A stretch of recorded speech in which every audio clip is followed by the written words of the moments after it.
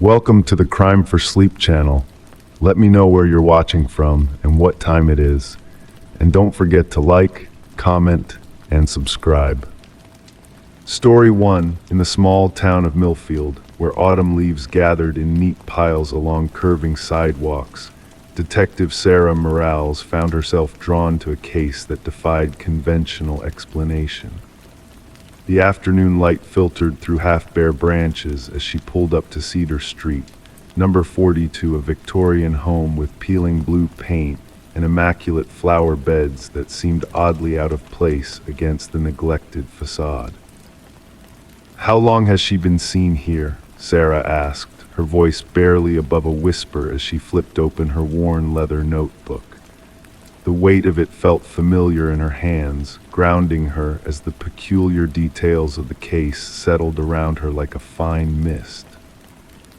Officer Jenkins, a 20-year veteran of the Millfield Police Department, cleared his throat softly. According to the reports, almost every day for the past 7 months, always between 4 and 6 in the evening, always the same routine.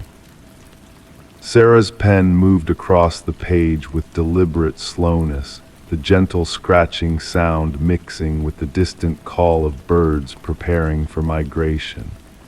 The air carried the scent of wood smoke and approaching rain. "And no one thought to question it until now?" she asked, though she already understood the answer. In places like Millfield, people minded their business. They nodded politely but rarely inquired. They noticed but seldom spoke. "It was Elliot Davis who finally said something," Jenkins replied, nodding toward the modest ranch-style home across the street. He'd been watching her for months, said he found it peaceful watching her tend to her garden, until last Tuesday when he noticed something unsettling. Sarah gazed at the house, taking in the pristine white rocking chair on the porch, the neatly arranged gardening tools beside a terracotta pot. Everything spoke of habitation, of life, yet something felt hollow, like a perfectly arranged stage set. "She never went inside," Sarah said, not a question but a statement, testing how the words felt in the cool autumn air. Jenkins nodded, his eyes fixed on the house. Davis said he realized it one evening when the temperature dropped suddenly. She just kept sweeping, even as it began to rain, never sought shelter, never went through that front door. The statement hung between them as Sarah approached the house, her footsteps crunching rhythmically on fallen leaves. The porch steps creaked under her weight, a house settling, breathing in its own way. County records showed that Alina Whitman had owned the property until her death 3 years prior. No one had purchased the home since. It remained in probate, caught in legal limbo due to disputed claims from distant relatives. Yet neighbors reported seeing a woman in her 60s with silver-streaked hair pulled into a loose bun, tending to the property daily, always wearing the same blue cardigan, always humming a melody none of them recognized. "Has anyone approached her?" Sarah asked, running her fingers along the porch railing, feeling the gentle give of weathered wood beneath her touch. "2 residents tried," Jenkins said. "Mrs. Abernathy from 2 doors down brought over a pie, thinking she was a new neighbor. Said the woman smiled, accepted it, but when Mrs. Abernathy tried to make conversation, she just kept smiling. Then Mr. Abernathy called out later that evening, but she didn't respond, just kept watering plants that were already soaked from the rain." Sarah tested the front door, finding it locked. Through a window smeared with years of dust and neglect, she could make out a living room frozen in time, furniture draped in sheets, picture frames turned face down, a thin layer of undisturbed dust catching what little light filtered through the grimy glass. No one had entered this house in years. Over the next 3 days, Sarah and her partner, Detective Marcus Reed, established a pattern. They photographed the mysterious woman from a distance as she performed her daily rituals, always entering the yard from the eastern side at precisely 4:17 p.m., always departing westward at 5:43 p.m., never approaching the house beyond the porch, never acknowledging observers unless directly addressed, and even then responding with nothing more than that same vacant smile. "It's like she's on a loop," Marcus whispered as they sat in their unmarked car on the third evening, the heater humming softly against the deepening chill. Same movements, same sequence, same timing. Sarah's fingers tapped a gentle rhythm against her coffee cup, her eyes never leaving the figure by the flower beds. "We need to find out where she goes when she leaves here." The woman moved with unhurried precision, her hands caressing each plant with tender familiarity. There was something both comforting and deeply unsettling about watching her methodical care for a home she never entered. When they finally followed her westward path, staying at a careful distance, the woman led them to Oak Ridge Cemetery, where she disappeared among the rows of headstones just as twilight blurred the boundaries between monuments and shadows. By the time Sarah and Marcus caught up, there was no sign of her among the silent markers. The groundskeeper, an elderly man with eyes the color of faded denim, nodded knowingly when shown the photograph. "That's Alina Whitman," he said, his voice carrying the gravelly texture of someone who spent more time with the dead than the living. "Used to come talk to me while I worked, said this place felt more like home than any house." Sarah felt a chill that had nothing to do with the evening air. "Sir, Alina Whitman has been dead for 3 years." The old man's weathered face remained impassive as he handed back the photograph. "Doesn't mean she's not still taking care of what she loved." The investigation continued through hushed interviews with neighbors and lengthy searches through town records. Alina Whitman had lived alone for 47 years in that blue Victorian. Her husband had left abruptly one spring morning, leaving only a brief note. She had no children, few friends, and a fierce devotion to her home and garden. "She always said she'd never leave that house," Mrs. Abernathy recalled, her arthritic fingers wrapped around a teacup as she spoke to Sarah in her cluttered living room. Even when her health was failing, she refused to consider assisted living, said she'd rather die than leave her flowers untended. On the 7th day of their investigation, Sarah and Marcus decided it was time for a direct approach. They waited in the yard at 4:10 p.m., standing beside the white rocking chair that never seemed to rock. At precisely 4:17, the figure in the blue cardigan appeared from the eastern edge of the property. She moved with that same unhurried grace, seeming not to notice the detectives until she was merely feet away. "Alina Whitman," Sarah called softly. The woman paused, her hands hovering above a cluster of late-blooming chrysanthemums. When she turned, her smile held the same vacant quality neighbors had described, pleasant but somehow disconnected, like someone responding to a distant echo rather than a direct address. "We'd like to ask you a few questions," Marcus added, his voice gentle but firm. The woman's expression never changed as she resumed her gardening. "The flowers need me," she said, her voice carrying a musical quality that seemed to fade even before her words were complete. "I promised I wouldn't leave them." "Ms. Whitman," Sarah persisted, taking a careful step forward, "are you aware that according to county records, you passed away 3 years ago?" The rhythmic movement of the woman's hands never faltered as she continued tending to her plants. The late afternoon light caught her profile, and for a brief moment, Sarah could see through the solid outline of her form to the fence beyond. "The house remembers," Alina said simply, "even when people forget."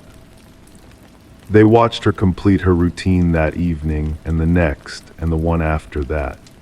They brought in specialists who placed sensors and cameras, which recorded nothing but empty gardens and a porch where unseen feet left impressions in morning dew. The case file remained open but inactive. There was no crime to solve, no victim to protect, no threat to neutralize, just a promise kept beyond conventional understanding. Months later, when the house finally sold to a young family eager to restore its former beauty, reports of the gardening woman ceased.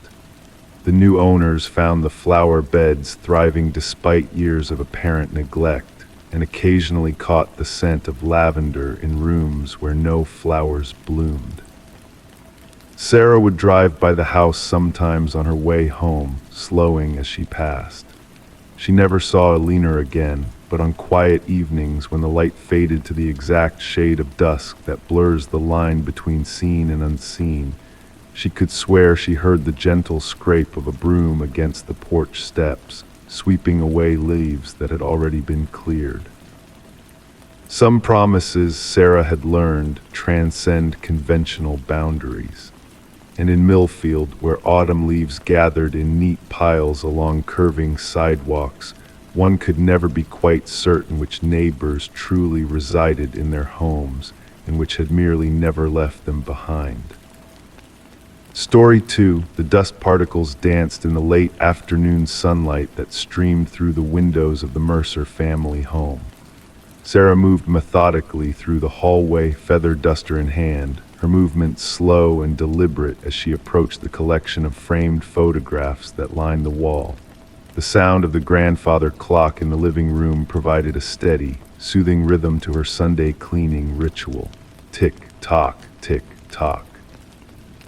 She had dusted these same frames dozens of times since they'd moved into the colonial-style house on Oakwood Drive 18 months ago.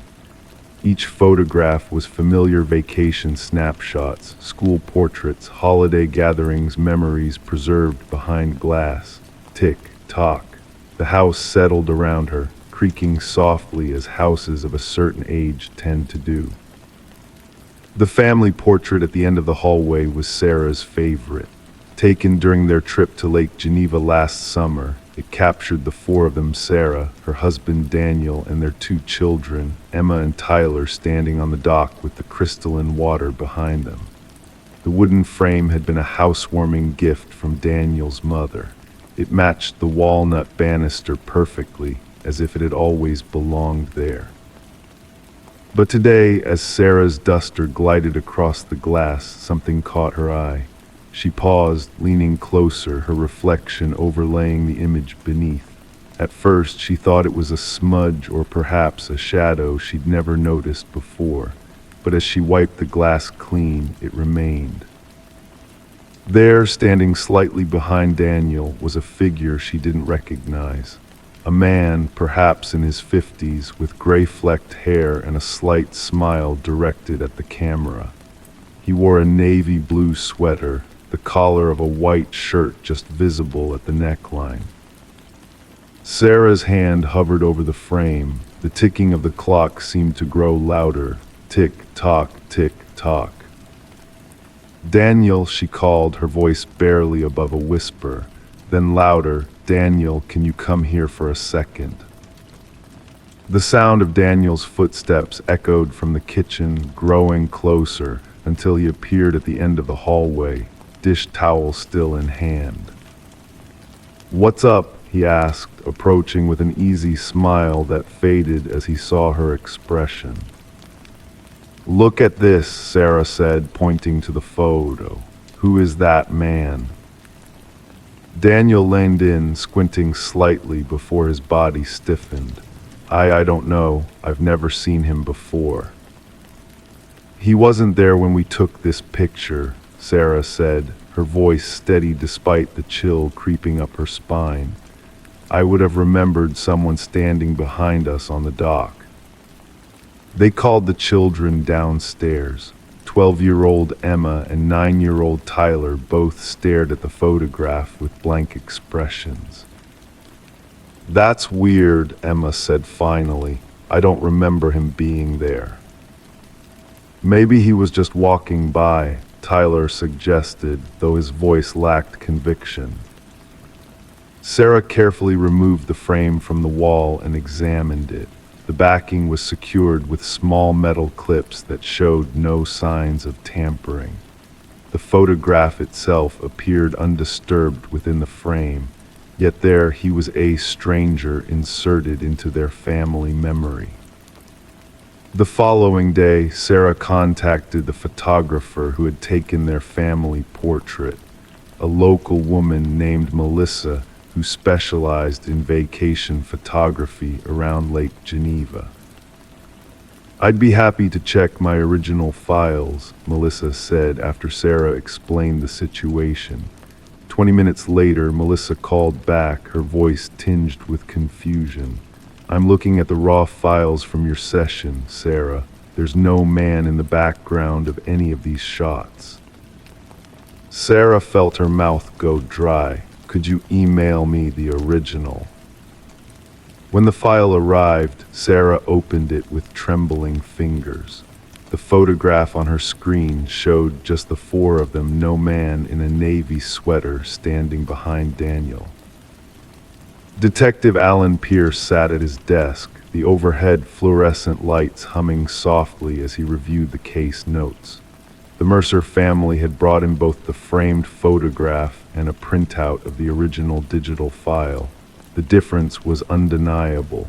Pierce had seen many strange things in his 22 years with the department, but this was unique. The lab had confirmed that the photograph in the frame hadn't been digitally altered. The paper itself contained the image of the man, as if he had been there when the picture was taken. The frame showed no signs of having been opened since it was first assembled. Could someone have switched the entire photograph? His partner, Detective Renee Wilson, asked as she sipped her coffee, the ceramic mug warm against her palms. "The dimensions would have to be identical," Pierce replied, leaning back in his chair, the leather creaking beneath him. "And why? To what end?" The Mercers had no enemies they could think of, no one with access to their home who might play such an elaborate prank. The previous owners of the house, an elderly couple who had moved to Arizona, had no connection to the man in the photograph either. As Detective Pierce dug deeper, he discovered something curious about the house on Oakwood Drive.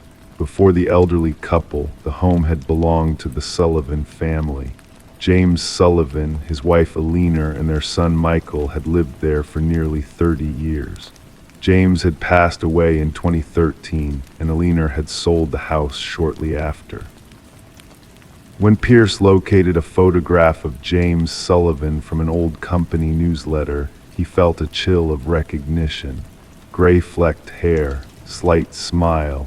The resemblance to the figure in the Mercer's photograph was striking. Alina Sullivan now lived in a retirement community across town. At 82, her memory sometimes faltered, but her eyes brightened when Pierce showed her the Mercer's family photograph. "That's Jimmy," she said without hesitation, her finger gently touching the figure in the background. "That was his favorite sweater. I gave it to him for our 30th anniversary." Pierce showed her the digital version without the man. Alina squinted at it, confused. "Jimmy loved that hallway," she said after a moment of silence. "He hung all our family photos there, said it was the perfect light." Her voice softened. "Before he got sick, he'd dust those frames every Sunday without fail."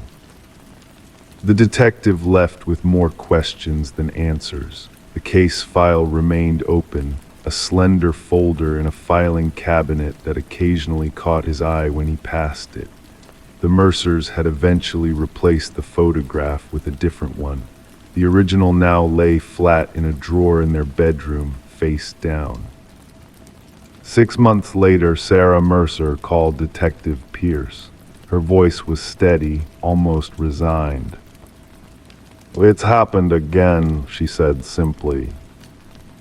This time it was a photograph of Emma at her piano recital. In the original, she sat alone at the grand piano on stage. In the framed version that had hung in their hallway for months, James Sullivan sat in the background, barely visible in the shadowed audience, his attention focused on Emma's performance. The Mercers sold the house 3 weeks later. The real estate listing described it as charming and full of character. It sold quickly to a young couple expecting their first child. Detective Pierce drove by occasionally, slowing as he passed. Sometimes he thought he could see the faint outline of a figure in the front window, watching as the new family hung their photographs in the hallway where the light was just perfect. The case remains officially unsolved in the department records, but in his private notes, Pierce wrote only this: "Some places keep memories differently than others. Some bonds never break, and some stories continue to develop long after the shutter closes." Tick-tock, tick-tock. Story 3. The late afternoon sun cast long shadows across the weathered brick fa-adev Oakwood Manor. The once majestic estate stood nestled among ancient oaks at the edge of Millfield, its windows reflecting the amber glow of sunset like watchful eyes. Time had worn away at its grandeur, leaving behind a dignified skeleton of what was once the crown jewel of the county. The air around the property always felt different, cooler, perhaps, or simply undisturbed, as if the estate existed in its own pocket of reality, separate from the small town that had grown around it. Detective Laura Mercer stood at the wrought iron gates, her leather notebook open in her hands. The weight of it felt reassuring as she pressed her pen against the paper, making small, precise notes. A gentle breeze rustled the pages, carrying with it the earthy scent of approaching rain. She glanced up at the house again, studying its symmetrical windows, the intricate stonework around the entrance, and the slight deterioration at the corners where nature had begun to reclaim what humans had built. "And you're certain about what you heard?" she asked, her voice measured and calm, breaking the silence without disrupting it. Alina Whitfield nodded, wrapping her cardigan tighter around her shoulders despite the mild temperature. She was in her 50s, with careful eyes and the composed demeanor of someone who had spent a lifetime being taken seriously. "I had pulled over to check my map," Alina explained, her voice barely above a whisper, as if the house might be listening. "I was lost, you see. The GPS had sent me down the wrong road." Laura nodded, encouraging her to continue. The soft scratching of her pen against paper provided a rhythmic backdrop to Alina's account. "A man called out to me from behind the gate. He was wearing what looked like an old-fashioned suit, dark, well-tailored. I thought perhaps he was a caretaker or part of some historical society."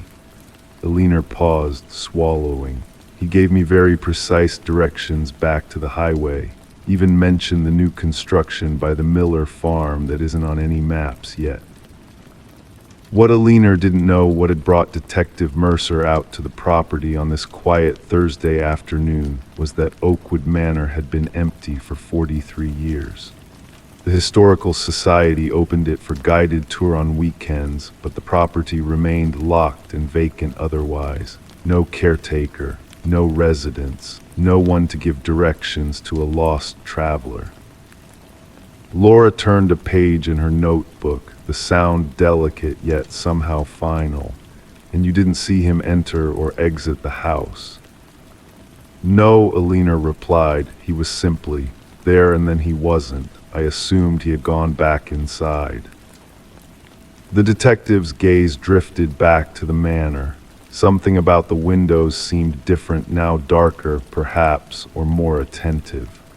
The shifting light played tricks with perception, creating the illusion of movement where there was none. 3 days later, Laura returned to Oakwood Manor with a small team.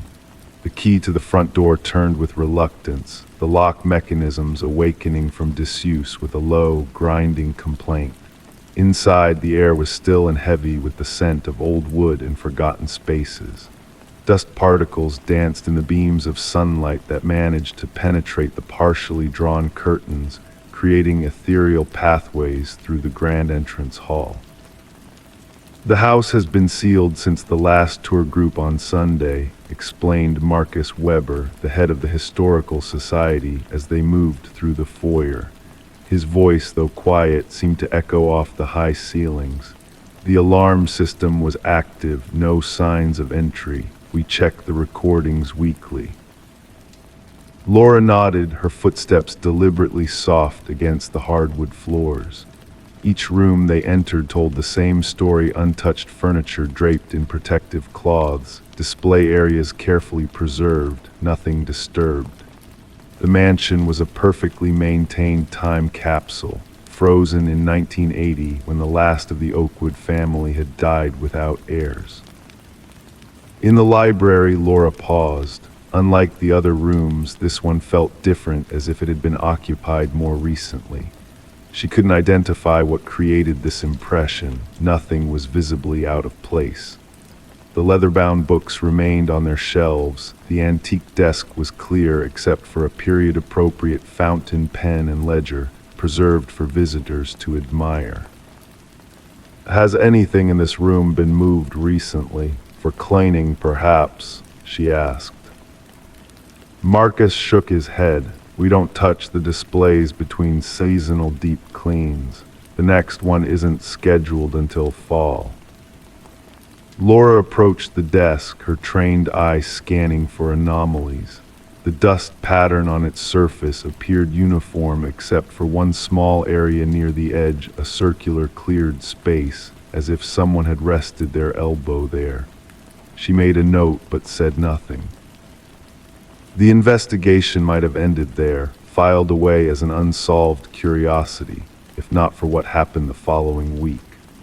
A young couple, Martin and Sophia Chen, reported a similar experience. Lost while searching for a hiking trail, they had approached the gates of Oakwood Manor. A man in period attire had appeared, offering detailed directions that proved accurate down to mentioning a fallen tree. They would need to circumvent a tree that had indeed fallen just hours earlier during a morning storm. Detective Mercer returned to the estate with a more thorough plan. The Historical Society granted permission to install temporary cameras focused on the gates and main entrance. For 3 nights, nothing occurred. On the 4th night, at precisely 7:42 p.m., the camera at the front gate recorded a brief power fluctuation. When the image stabilized 7 seconds later, nothing seemed amiss, but Laura noticed something when reviewing the footage. The gate, which had been firmly closed, now showed a gap of approximately 3 inches. That evening, Laura parked her unmarked car a quarter-mile down the road from Oakwood Manor. The warmth of the day had faded, leaving behind a crisp clarity to the air that made sounds travel farther than usual. She sat in silence, the engine off, windows cracked to allow the night sounds to filter in: crickets, the occasional rustle of leaves, the distant hum of traffic from the highway. At 7:30 p.m., she exited her vehicle and walked slowly toward the estate, her footsteps careful and measured on the gravel shoulder. The manor looked different in the growing darkness, more alive somehow, with shadows that seemed to shift independently of the gentle evening breeze. Laura positioned herself behind an old oak tree with a clear view of the gates. The metal of her small flashlight felt cool against her palm as she waited, listening to the steady rhythm of her own breathing, the soft whisper of wind through leaves, the distant call of a night bird. At precisely 7:42 p.m., she felt a subtle shift in the atmosphere, as if the air pressure had momentarily changed. The crickets fell silent. The iron gate creaked softly, opening just a few inches before settling again. Laura remained motionless, watching, waiting. A figure emerged from the shadows near the house, tall, dressed in dark clothing that seemed to belong to another era. From her position, Laura couldn't make out facial features, but she could see the deliberate way the figure moved toward the gate, each step purpose-driven yet unhurried. The figure paused at the gate, one hand resting on the iron bars. Laura held her breath, her training battling with a primal instinct to retreat. She had interviewed hundreds of suspects, faced armed criminals, and yet something about this silent sentinel sent a chill through her that had nothing to do with the evening air. After what seemed like an eternity but was likely only minutes, the figure turned and walked back toward the house. Laura tracked its movement, noting how it ascended the front steps and disappeared not through the door, but seemingly into the solid wall beside it. The subsequent investigation revealed historical records that had been overlooked for decades. In 1935, Arnold Oakwood, the last male heir of the family, had served as the county's most respected surveyor. He had mapped every road, trail, and property line within 50 miles. His knowledge of the local geography had been unparalleled, and locals often sought his guidance when traveling through unfamiliar parts of the county. More telling was an architectural blueprint discovered in the county archives, showing that Oakwood Manor had undergone significant renovations in 1937. The original entrance had been sealed and relocated 15 feet to the right precisely where Laura had watched the figure disappear into what appeared to be solid wall. Whether it was the discovery of these historical details or something more inexplicable, the appearances at Oakwood Manor's gate continued. Always at dusk, always to those who were lost, always offering directions that proved uncannily accurate. Local authorities eventually stopped investigating, filing it away as an unresolved phenomenon. The Historical Society added the story to their weekend tour, carefully framing it as local folklore rather than documented fact. Detective Laura Mercer filed her final report, noting all evidence gathered and conclusions reached or lack thereof. She included detailed accounts from witnesses, timestamps from surveillance footage, and historical records that might explain the appearances. Her report was thorough, professional, and deliberately avoided speculation. But in her personal notebook, kept locked in her desk drawer, she had written just one line: "Some people are so defined by their purpose that not even death provides release from their duties." The gates of Oakwood Manor still stand, weathered but unbending. Locals now speak of the helpful ghost in hushed, reverent tones. And occasionally, when the light fades and the world grows quiet, a lost traveler finds their way again after a chance encounter at the edge of a property where time moves differently, and where a man who dedicated his life to guiding others continues his work, uninterrupted by the mere inconvenience of no longer being alive. Story 4, the antique mirror hung on Alina Whitman's bedroom wall, its elaborate bronze frame catching the last golden rays of sunset. Delicate vines and forgotten flowers twisted around the edges, lending the piece a timeless quality that had immediately drawn Alina's eye at the Caldwell estate sale 3 weeks prior. The glass itself possessed that particular cloudy quality of aged mirrors, where one's reflection seemed to exist somewhere beyond the surface rather than upon it. Detective Sam Morneau's pen moved silently across his notepad as he recorded these details. The weight of his badge felt unusually heavy in his pocket today. Outside, autumn leaves skittered across the wraparound porch of the Victorian home, their dry rustling creating a restless backdrop to the stillness inside. And when did you first notice something unusual? He asked, carefully selecting his words. His voice remained level, professional, betraying none of the unease that had settled in his stomach upon entering the bedroom. Mrs. Whitman-Aliner sat perched on the edge of her bed, fingers intertwined so tightly her knuckles had blanched white. Her eyes never left the mirror.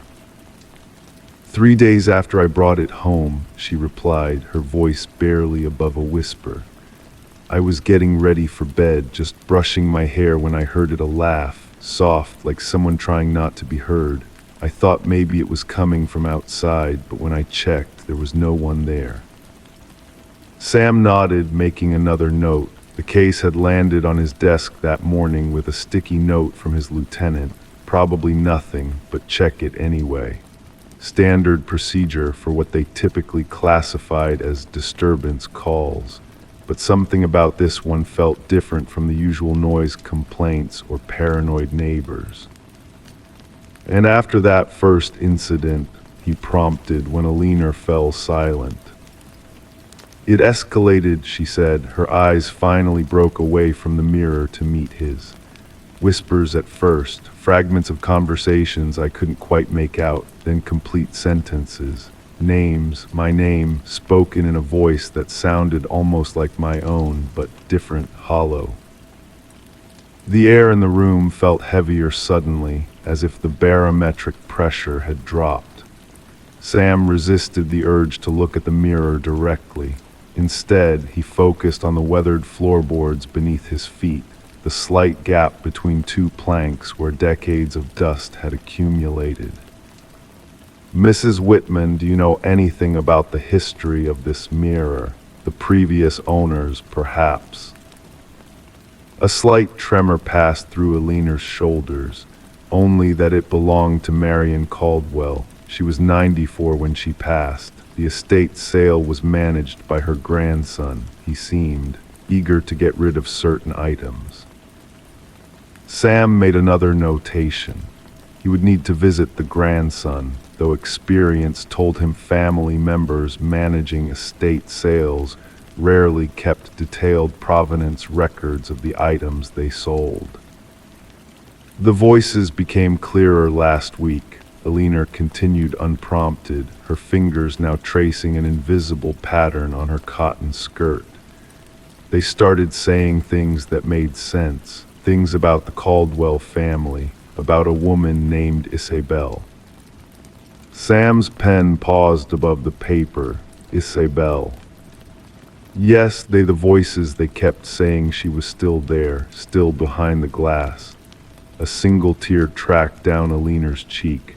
I know how this sounds, detective. I'm not. I've never believed in these things, but something is wrong with that mirror. The afternoon light had faded now, leaving the room in a gray twilight that made the mirror's surface appear even more opaque. Sam finally allowed himself to look at it directly. For a brief moment, he thought he saw movement, not his own reflection, but something deeper, like ripples spreading across a dark pond. He stood, crossing to the wall where the mirror hung. The bronze frame was cool beneath his fingertips as he examined it more closely. Along the bottom edge, nearly invisible among the decorative flourishes, were tiny etched letters, I see 1887. I see, he murmured. Isabel Caldwell, Aliner whispered from behind him. I looked it up after the voices mentioned her. She was Marion's great aunt. She disappeared in 1887. They never found her. The hairs on Sam's neck prickled. He'd investigated enough cases to know when someone was holding something back. Mrs. Whitman, he said carefully, turning to face her. What else happened? She closed her eyes briefly. When she opened them again, they were rimmed with red. 2 nights ago, I woke up at exactly 3:17 a.m. The mirror, it wasn't reflecting my room anymore. It showed a different place, a basement or cellar with stone walls. There was a woman there, pressed against the glass from the other side, her hands splayed out as if she was trying to push through. Sam felt a chill traverse his spine, like ice water trickling vertebra by vertebra. I screamed, Alina continued, and then it was just a mirror again. But when I checked my phone to call anyone, it was exactly 3:18 a.m. She looked up at him, her expression pleading. I'm not crazy, detective. Something happened to Isabel Caldwell, and somehow this mirror knows. The next 48 hours passed in a blur of county archive searches, interviews with the Caldwell grandson, who knew nothing, and endless cups of precinct coffee that did little to clear the fog from Sam's mind. His lieutenant had given him the skeptical eyebrow when he requested more time on what should have been a simple follow-up, but had eventually relented. The breakthrough came from the property records. The Caldwell estate had undergone major renovations in 1888 specifically. The basement had been completely sealed off and a new foundation poured. The timing was too coincidental to ignore. When Sam arrived at Alina's house the third day, he brought ground-penetrating radar equipment borrowed from the county engineering department. The technician who accompanied him kept his opinions to himself, but his sidelong glances spoke volumes about what he thought of using county resources to chase ghost stories. The scanner revealed what the property records had only hinted at, a sealed chamber beneath the original Caldwell House foundation. By sunset, a small excavation team had broken through the century-old concrete. What they found below confirmed what the mirror had been trying to reveal all along. Hidden beneath layers of time and deliberate concealment lay the remains of a woman, her wedding ring still on her finger. Beside her, preserved in the airless vault, was a journal with the initials IC stamped in faded gold on its leather cover. The final entries told a tale of jealousy, betrayal, and murder. Isabel had discovered her husband's affair with her younger sister. She had confronted him in his study, where the ornate mirror had hung. In his rage, he had struck her. The journal ended mid-sentence. Sam stood in Alina's bedroom one last time, the mirror now carefully packaged for transportation to the evidence locker. The case would soon be officially closed in historical murder, the perpetrator long dead, justice served only in the form of truth finally revealed. How did you know, he asked Alina quietly, how did you know to listen to the voices? She smiled faintly, her fingers absently touching the space on the wall where the mirror had hung. I didn't at first, but then I realized all my life I've been ignoring the quiet voices, the subtle warnings, the reflections that show us what we miss when we only look forward. She met his gaze. Sometimes, Detective Morneau, the truth speaks to us in whispers. We just have to be still enough to hear it. As Sam descended the porch steps into the gathering dusk, he couldn't shake the feeling that something fundamental had shifted in his understanding of the world. In his pocket, his phone buzzed with a new case assignment, calling him back to the rational world of evidence and procedure. But in his mind, he could still see the mirror's cloudy surface, and for just a moment, he wondered what other voices might be trying to speak through the reflections we pass by every day, their whispers lost in the noise of a world too busy to listen. Story 5. The Desert Palm Motel stood like a mirage on the outskirts of Verona County, its neon sign flickering against the endless stretch of highway that disappeared into the horizon. The evening air was thick with the scent of creosote and distant rain that would never fall. Room 17 remained closed for 3 days straight, the do not disturb sign hanging from the doorknob like a whispered warning. Alina Martinez had worked at the Desert Palm for nearly 7 years. She knew the rhythm of the place, the quiet mornings, the occasional bursts of activity when travelers needed refuge from the unforgiving road. She knew which rooms creaked, which air conditioners hummed too loudly, and which guests preferred extra towels. But room 17 presented a mystery that grew with each passing day. He paid for one night, Daryl, the night manager, had told her on Monday. Cash, no credit card, said he'd settle up the rest when he checked out. His voice had carried the casual indifference of someone who had seen all types come through the lobby doors. Didn't talk much, carried just one small duffel bag. By Wednesday morning, Alina stood outside room 17 with her cleaning cart, knuckles hovering inches from the door. The motel policy stated clearly, after 3 days without payment or communication, management reserved the right to enter the room.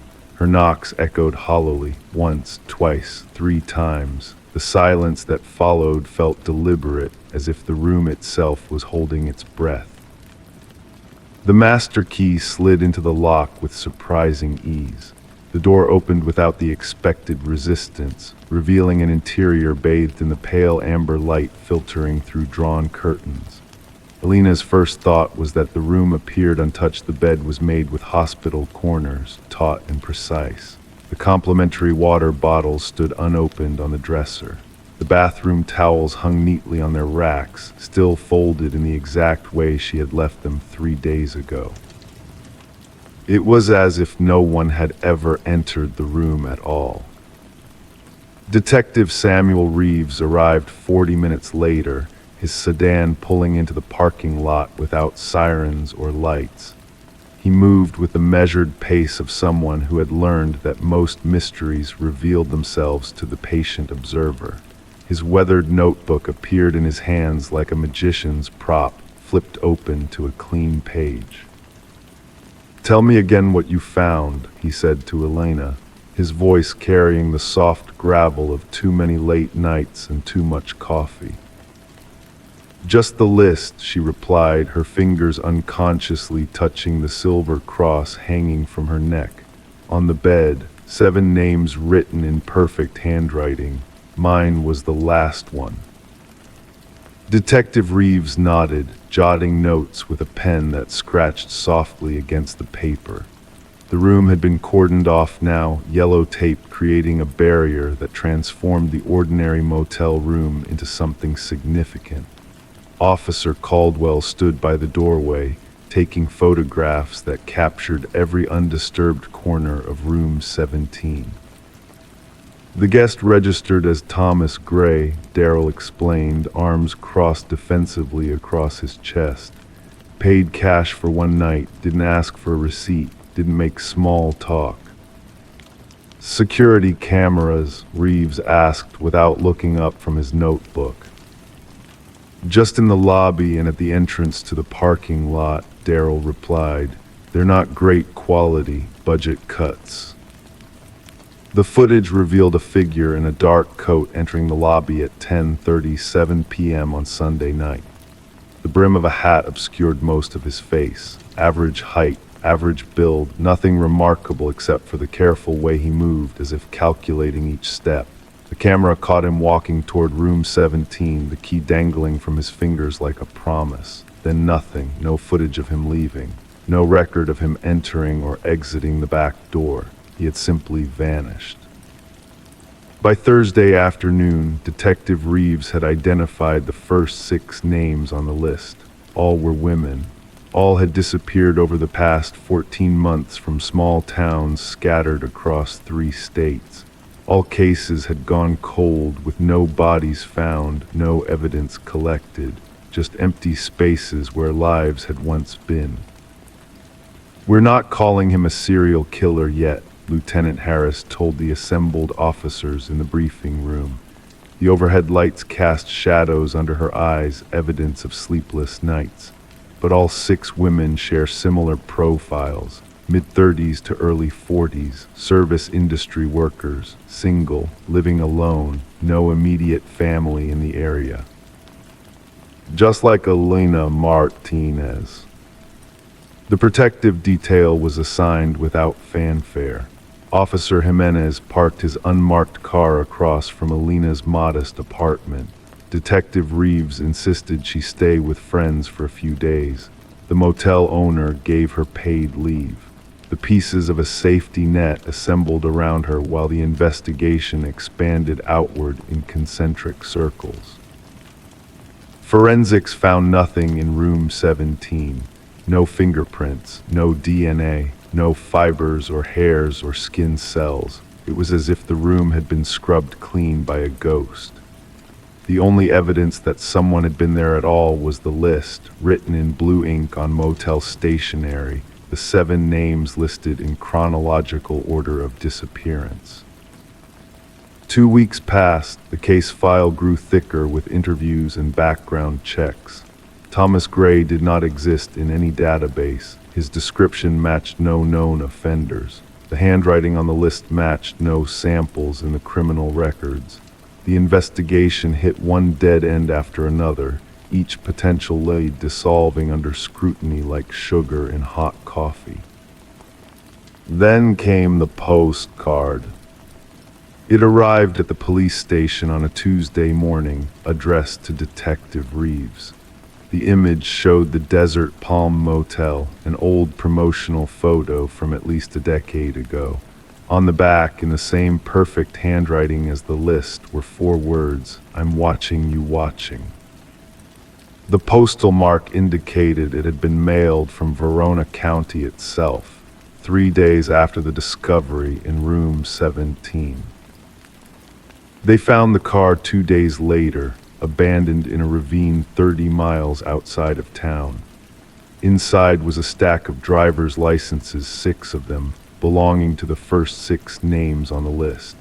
Beneath them lay a 7th license, blank except for Alina's name and a photo that had been taken without her knowledge as she left her apartment building. Detective Reeves increased the protective detail. Alina's apartment was equipped with additional locks, security cameras, and a panic button. Her phone was monitored. Her movements were restricted and documented. The net tightened while the investigation expanded. "He's playing with us," Reeves told Lieutenant Harris during their nightly briefing. "This isn't about the victims, it's about the performance." "Or it's a warning," Harris replied, her fingers tapping a restless rhythm on the desk. "He's telling us he could have taken her but didn't, that he's in control." The breakthrough came not from forensic evidence or witness testimony, but from Alina herself. As she sat in Reeves' office, a cup of untouched coffee growing cold between her hands, she remembered a detail that had seemed insignificant at the time. "The air freshener," she said, her voice barely above a whisper. "Every room at the motel has the same pine-scented air freshener, but room 17 smelled different, like hospitals, like antiseptic." This small detail led them to cross-reference medical supply purchases in the region. 3 months earlier, a medical supply company had reported a delivery van stolen. It was recovered 2 days later with nothing missing except several bottles of hospital-grade disinfectant and a case of surgical gloves. The delivery driver remembered something odd, a man asking directions to the nearest motel while the van was parked outside a diner. Average height, average build, forgettable in every way except for his eyes, which the driver described as too still, like a photograph of eyes rather than the real thing. As autumn settled over Verona County, the case of the Desert Palm Motel remained officially open but increasingly inactive. The protective detail around Alina gradually reduced as weeks passed without incident. The 6 missing women stayed missing. Thomas Gray, or whatever his real name was, vanished as completely as if he had never existed at all. Detective Reeves kept the case file on his desk, reviewing it every morning before beginning the day's other work. The postcard stood propped against his computer monitor, a daily reminder of unfinished business. Sometimes, late at night when the station was quiet, he would take out the list of names and study the perfect handwriting, wondering about the mind that had produced such precise letters. Alina returned to work at the Desert Palm, though she refused to clean room 17. The motel owner didn't argue. The room remained vacant, bypassed in the rotation as if by unspoken agreement. Occasionally, guests would ask why that particular room was unavailable, and the staff developed a simple response: maintenance issues. Life in Verona County gradually returned to its normal rhythms. The case faded from local headlines. New mysteries demanded attention. But for those involved, for Alina, who still checked her locks 3 times each night, for Detective Reeves, who still kept the case file within reach, for the families of 6 women who still waited for answers, the mystery remained present, humming beneath the surface of daily life like a low electrical current. And somewhere, perhaps watching from a distance, or perhaps already focused on a new location, a man with average height and average build and 2 still eyes continued his perfect, patient work. His methods meticulous, his purpose unknown, his next move unwritten but somehow inevitable, like the final line of a story not yet completed. The only certainty was the pattern he had established. He would leave no trace except for the deliberate breadcrumbs he chose to drop. He would watch them watching. And when the time was right, when attention had shifted and vigilance had relaxed, he would compile a new list of names in his perfect handwriting. The next list might not be found until it was too late. Story 6, they were expanding the kitchen, knocking down old walls when they found a trapdoor beneath the floorboards. No one had known it was there, and when they opened it, they found a staircase leading to a room filled with photos of their house. Photos taken from angles only possible from inside. The Henderson family had lived in the colonial-style home on Maple Street for just 7 months when they decided to renovate. The kitchen, with its honey-colored oak cabinets and laminate countertops, felt outdated, confined. Sarah Henderson had always dreamed of an open-concept space where she could prepare meals while watching her children play in the adjacent family room. Her husband, Daniel, agreed that tearing down the wall between the kitchen and dining room would breathe new life into their home. On a cool Tuesday morning in late October, the contractors arrived. The steady rhythm of hammers against plaster filled the air as they began dismantling the space. Sarah brought them coffee in paper cups, the steam rising like ghosts in the autumn light filtering through dusty windows. By noon, most of the wall was gone, and the workers had begun pulling up the worn linoleum to prepare for new hardwood floors. That's when Marcus, the lead contractor, called Daniel over. His voice was quiet, measured, but there was something in his tone that made Daniel's shoulders tense. "Mr. Henderson, we found something unusual under the floor." The trapdoor was small, approximately 2 feet by 3 feet, made of wood darkened with age. It blended so perfectly with the surrounding floorboards that it would have been impossible to detect without removing the linoleum that had covered it for decades. A simple metal ring served as its handle, tarnished to a dull copper. "This isn't on any of the house plans," Marcus said, wiping dust from his hands onto his jeans. The room fell silent, the absence of hammering suddenly noticeable, as if the house itself was holding its breath. Daniel knelt down and pulled on the ring. The trapdoor opened with surprising ease, no creaking hinges or resistance, suggesting it had been used regularly at some point. A cool draft rose from below, carrying the scent of earth and something else, paper and chemicals, like an old darkroom. Narrow wooden steps disappeared into darkness.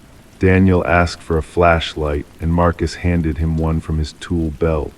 The beam cut through the darkness, revealing a small room approximately 8 feet square with a ceiling just high enough for a person to stand. The walls were lined with cork boards, and pinned to these boards were hundreds of photographs. Detective Alina Marsh arrived at the Henderson home at 2:47 p.m. She parked her unmarked sedan at the curb, noting the quiet normalcy of the neighborhood children's bicycles leaning against porches, American flags fluttering gently in the breeze, recycling bins waiting at the ends of driveways. Nothing suggested the unsettling discovery that had prompted her visit. Inside, she followed Daniel Henderson down the newly exposed stairs, her shoes making soft thumping sounds against the wooden steps. The room below was now illuminated by work lights the contractors had set up. In their harsh glow, the contents of the room seemed even more disturbing.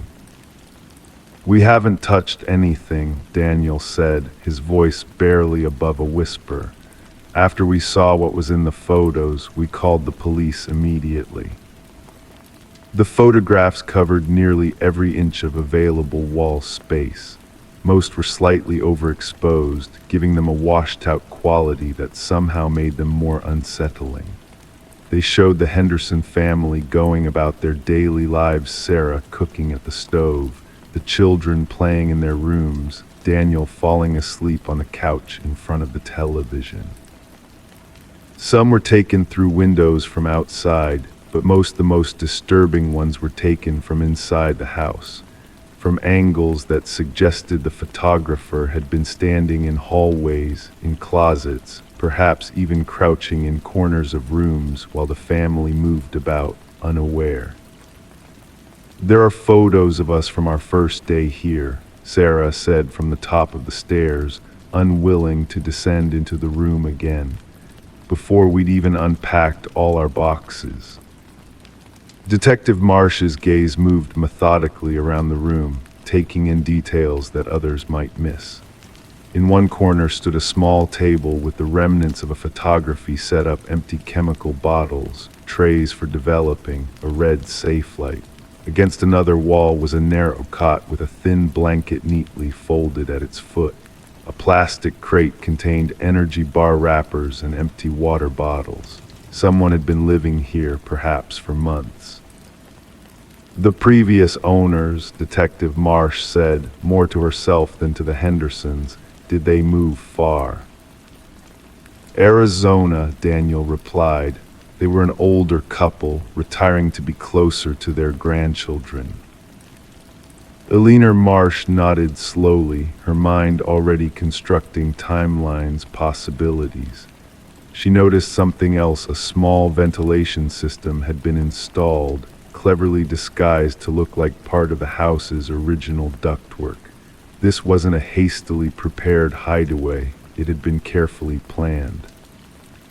The investigation that followed revealed layers of disturbing details. The previous owners, Edward and Martha Klein, had sold the house after living there for 32 years. Their son, Timothy, had moved out over a decade earlier, according to neighbors, but employment records showed he had lost his job as a photography studio assistant around the same time, and his trail went cold shortly after. When questioned in Arizona, the Kleins expressed shock and confusion. They hadn't seen Timothy in years, they claimed. He had always been a quiet boy, they said, who kept to himself. They admitted he had been troubled after his girlfriend left him, but insisted he would never do something like this.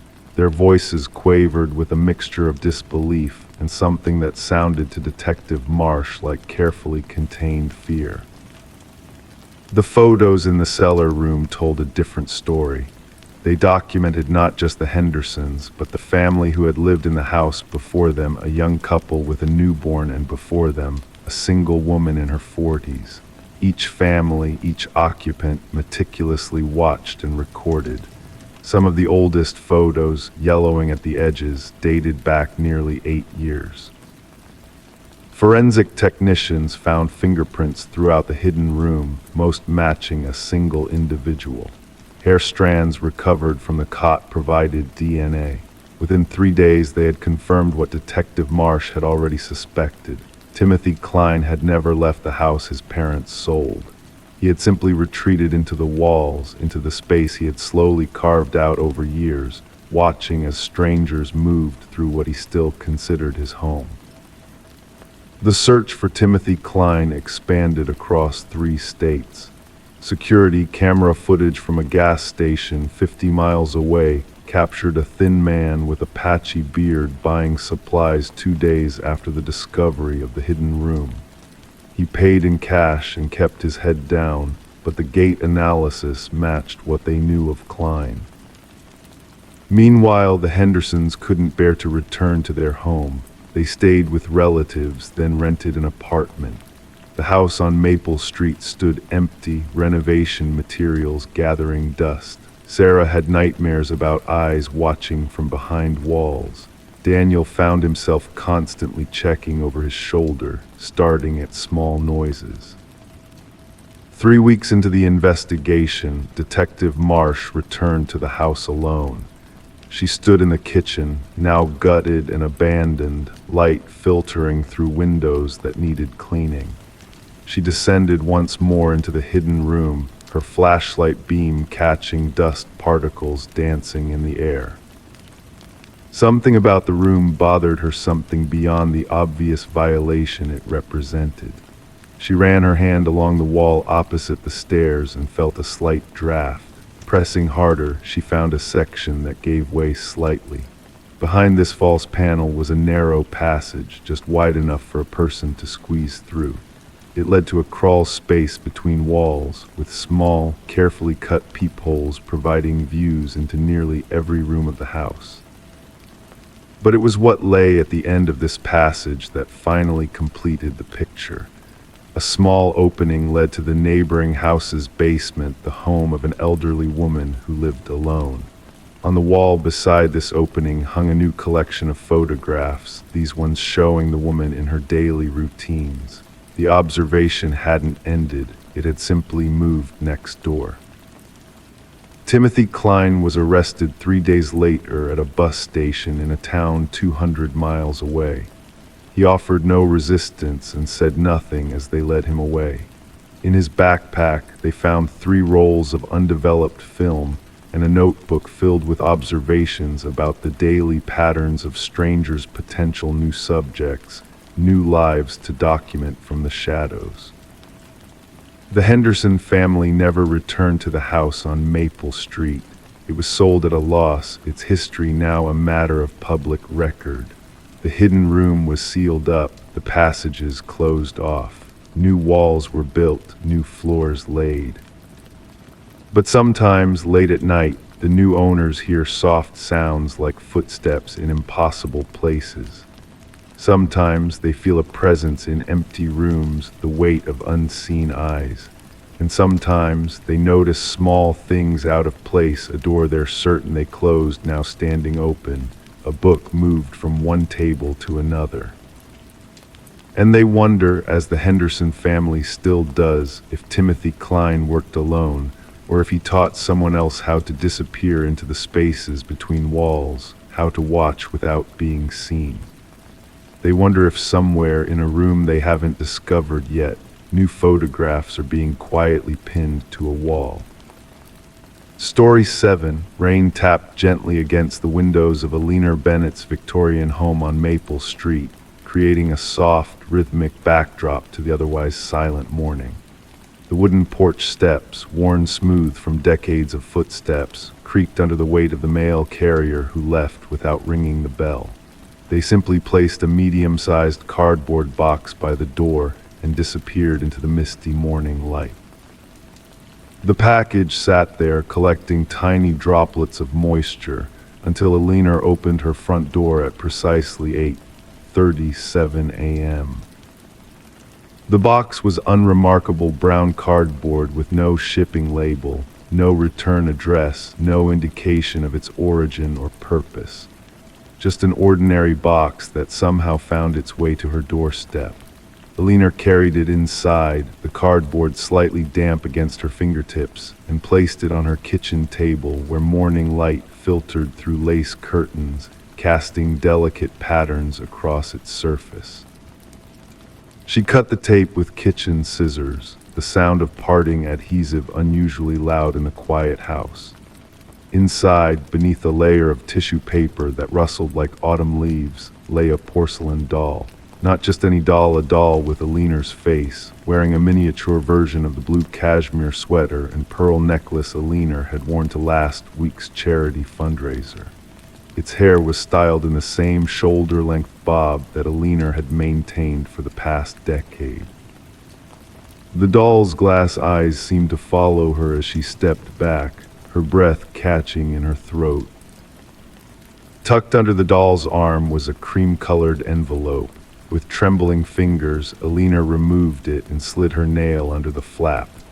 The note inside, written in neat, flowing script on expensive stationery, contained just 3 words: "I'm coming."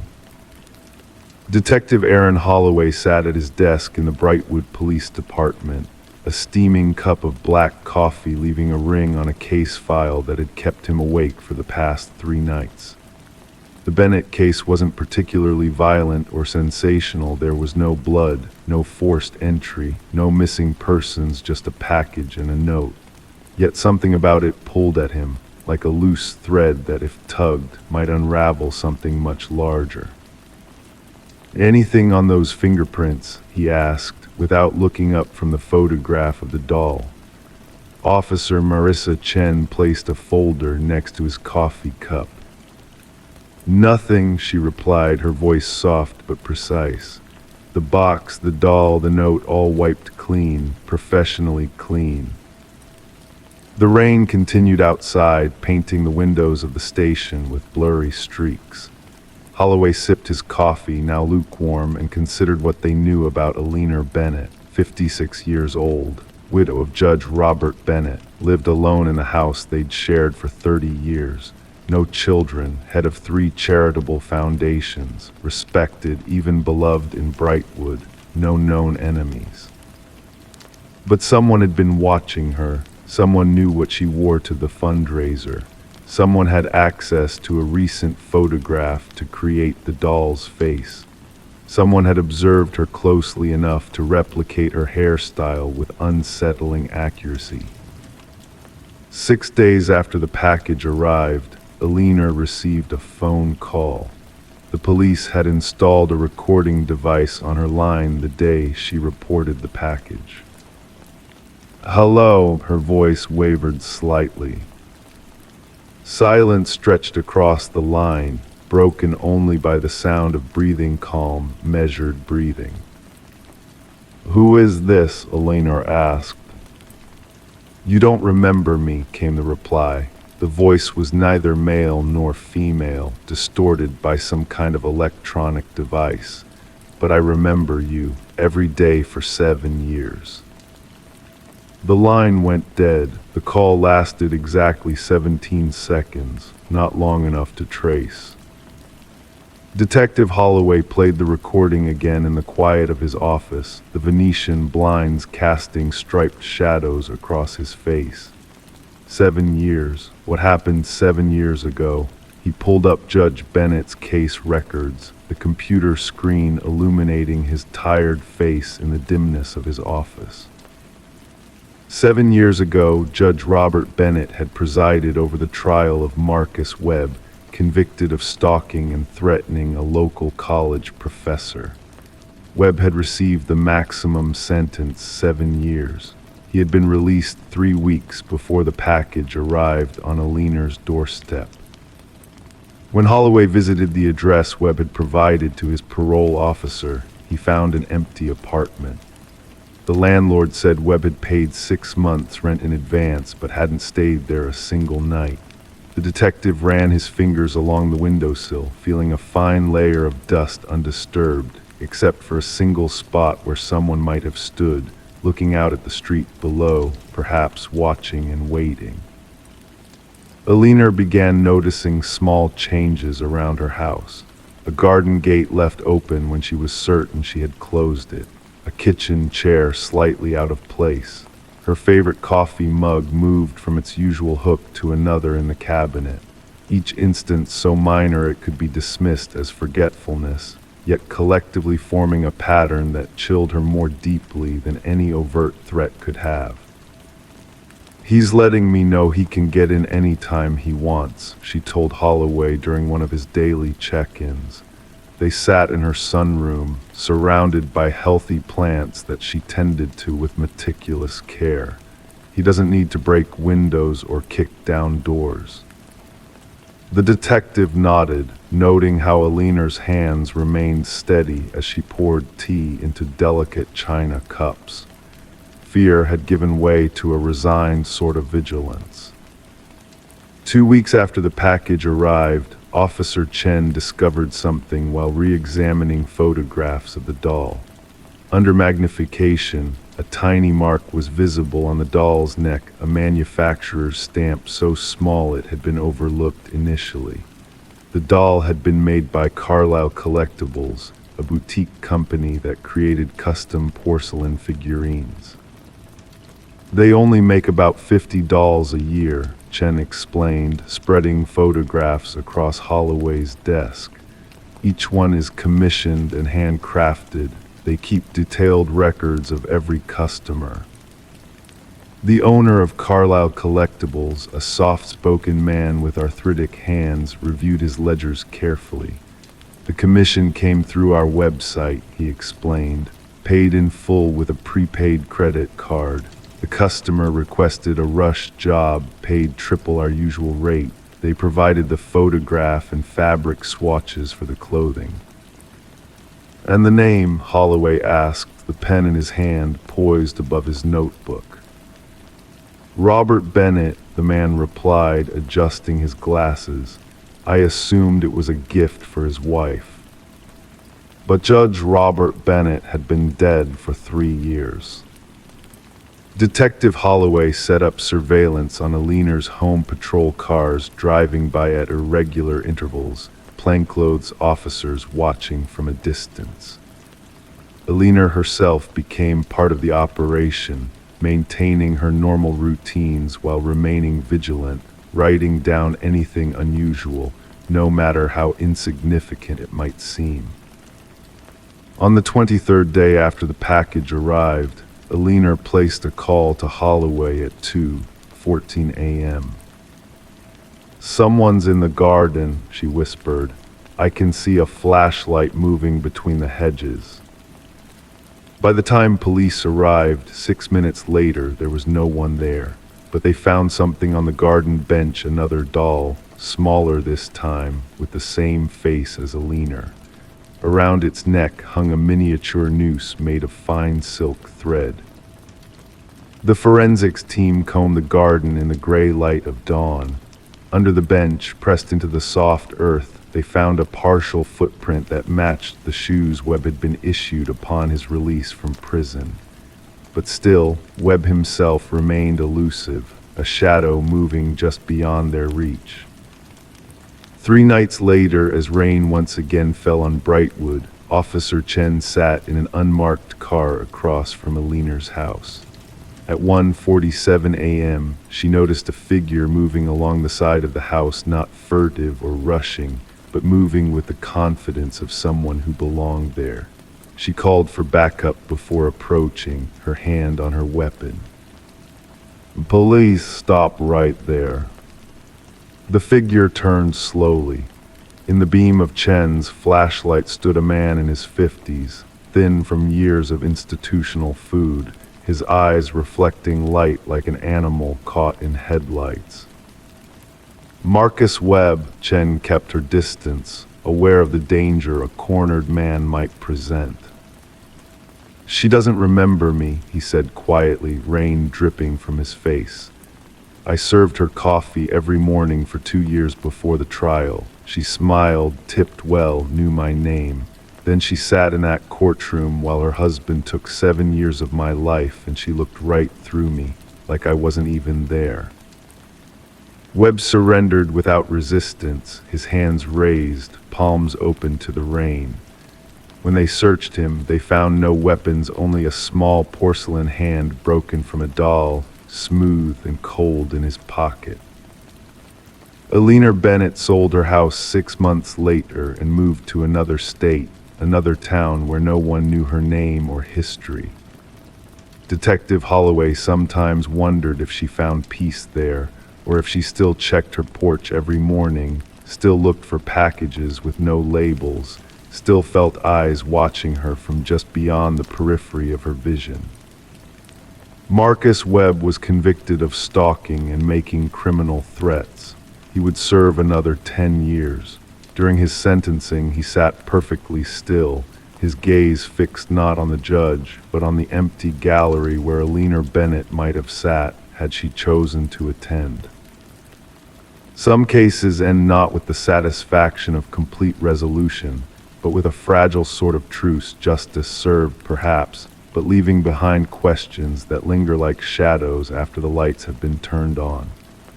In the evidence room of the Brightwood Police Department, a box containing 2 porcelain dolls with Alina Bennett's face gathers dust, waiting for the day when the case file will finally be closed and they can be destroyed, taking their secrets with them into oblivion. Story 8. The mist hung low over Millfield Cemetery, clinging to the weathered headstones like a protective veil. Morning light struggled to penetrate the haze, casting everything in a soft, diffused glow that made the boundaries between the living and the dead seem somehow more permeable.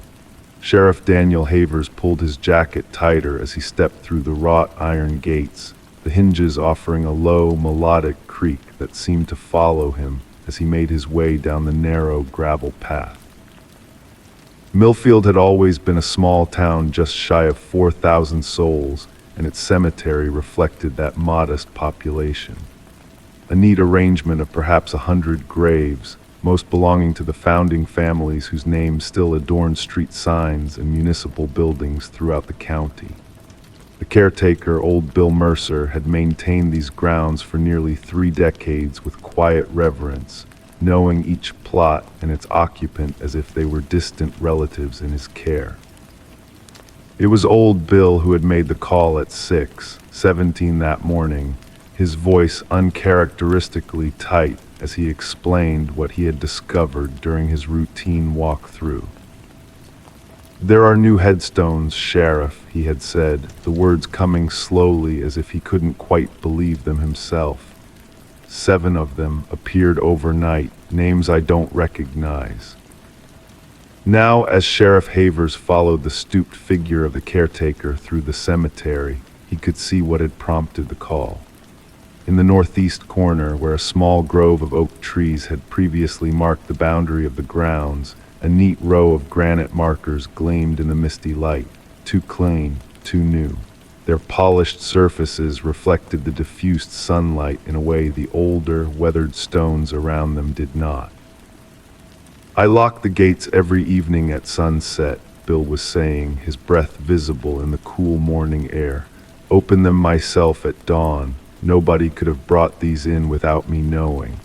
His weathered hand gestured toward the stones, the tremor in his fingers betraying his unease. Havers approached the first marker, crouching down to examine it more closely. The engraving was precise and professional. Alina Weiss, 1973-2023. Beloved mother, cherished friend. Fresh flowers, lilies, arranged with care, rested at the base of the stone. The earth before the marker appeared recently disturbed, the soil darker and looser than the surrounding ground. But there was something else that caught the sheriff's attention. No funeral home marker, no temporary identifier as was customary for new burials. "Do we have an Alina Weiss in town?" Havers asked, though he already knew the answer. After 15 years as sheriff in a town this size, he recognized most names, if not the faces that went with them. Bill shook his head slowly. "Not that I recall. and I'd remember if we had a burial scheduled. Haven't had one in nearly 3 weeks, the Peterson boy who passed in that car accident outside of Columbia. Moving to the next stone, Havers felt a chill that had nothing to do with the morning air. Another unfamiliar name, Thomas Blackwood, 1965-2023, and the next, Sarah Connolly, 1980-2023. All 7 stones followed the same pattern, names unknown to Millfield, all with death dates in the current year, all with fresh flowers placed with careful attention. As he examined the last stone, Sheriff Havers noticed something that made his pulse quicken slightly. A small symbol carved into the lower right corner of the marker, a circle bisected by a vertical line. It would be easy to miss if you weren't looking closely, but once seen, it appeared intentional rather than a mason's error. Checking the other 6 stones, he found the same mark on each, always in the same position, always the same size. "Have you seen anyone unusual around town lately?" Havers asked, straightening up and brushing soil from his hands. Anyone asking questions about the cemetery, taking an interest? Bill considered this, his eyes never leaving the row of new stones. "There was a woman," he said finally, "came by about 2 weeks ago. Said she was researching old burial practices for some university project. Spent an afternoon making rubbings of some of the older markers. Pleasant enough, though she didn't say much." "Do you remember her name?" "Called herself Diane, I believe. No last name that I recall." Bill frowned, searching his memory. "Drove an older model car, dark blue or maybe black. Out of state plates, but I couldn't tell you which state." Sheriff Havers took out his notepad, the familiar action of recording details providing a small comfort in the face of the inexplicable. The paper felt cool and slightly damp in the morning mist as he noted the names, dates, and the mysterious symbol. As the day progressed, the strangeness of the situation only deepened. County records showed no death certificates for any of the 7 names. No funeral homes in a 50-mile radius had handled services for them. A search of property records and utility accounts revealed no one by those names had ever resided in Millfield or the surrounding communities. By mid-afternoon, Havers had ordered ground-penetrating radar to determine if the graves actually contained remains. The technician arrived from the State Bureau of Investigation just as shadows began to lengthen across the cemetery grounds. "Never seen anything quite like this," Agent Marissa Wayland said as she calibrated her equipment. Her voice carried the flat, professional tone of someone who had witnessed many unusual scenes but found this one particularly intriguing. 7 unmarked burials all appearing simultaneously. The radar revealed what Sheriff Havers had begun to suspect but hoped wasn't true. Beneath each marker lay a burial vault containing what appeared to be a standard casket. Someone had not only placed the headstones, but had performed actual burials, complete, professional, and utterly unauthorized. As evening approached, bringing with it a deeper chill, Havers made the difficult decision to request exhumation permits. Whoever lay beneath those stones might provide the answers that were proving so elusive. The permits arrived 3 days later, along with a forensic anthropologist from the State University and additional SBI personnel. The exhumation began at dawn, the sound of shovels biting into earth echoing across the otherwise silent cemetery. The first casket revealed the body of a woman who appeared to match the age range on Alina Weiss's headstone. Professionally embalmed, dressed in clothes of good quality but without tags or identifying features. No jewelry, No distinctive markings, nothing to confirm her identity or explain how she came to rest in Millfield Cemetery. Each subsequent casket told the same story: bodies prepared with professional care, unremarkable clothing, no personal effects. All appeared to have died within the past month, though cause of death was not immediately apparent. The circle and line symbol found on the headstones was discovered again, this time inked onto the inside lid of each casket, positioned directly above where the deceased's heart would lie. Lab results would later indicate that all 7 individuals had died from a rare form of poisoning, a toxin derived from a plant not native to North America. More disturbing still, tissue analysis suggested they had ingested small amounts of the substance over time, building up in their systems until reaching lethal levels. 2 weeks into the investigation, as Sheriff Havers was reviewing autopsy reports in his office, the call came in. Another small-town sheriff, this one from Oak Ridge, nearly 300 miles away, had a similar situation. 5 new graves appearing overnight in their local cemetery, all with the same symbol. Within days, reports emerged from 3 more towns across 2 states. Always the same pattern: new headstones appearing without explanation, bodies professionally buried, the mysterious circle and line symbol, and the same toxin present in each victim. The FBI established a task force, linking the cases under the name Operation Gravekeeper. Analysts pored over missing persons reports, cross-referencing names and dates, searching for connections between the victims or the towns where they were discovered. It was a junior agent who finally made the breakthrough, identifying a pattern in the cemetery locations. When mapped, they formed a near-perfect pentagram across the region.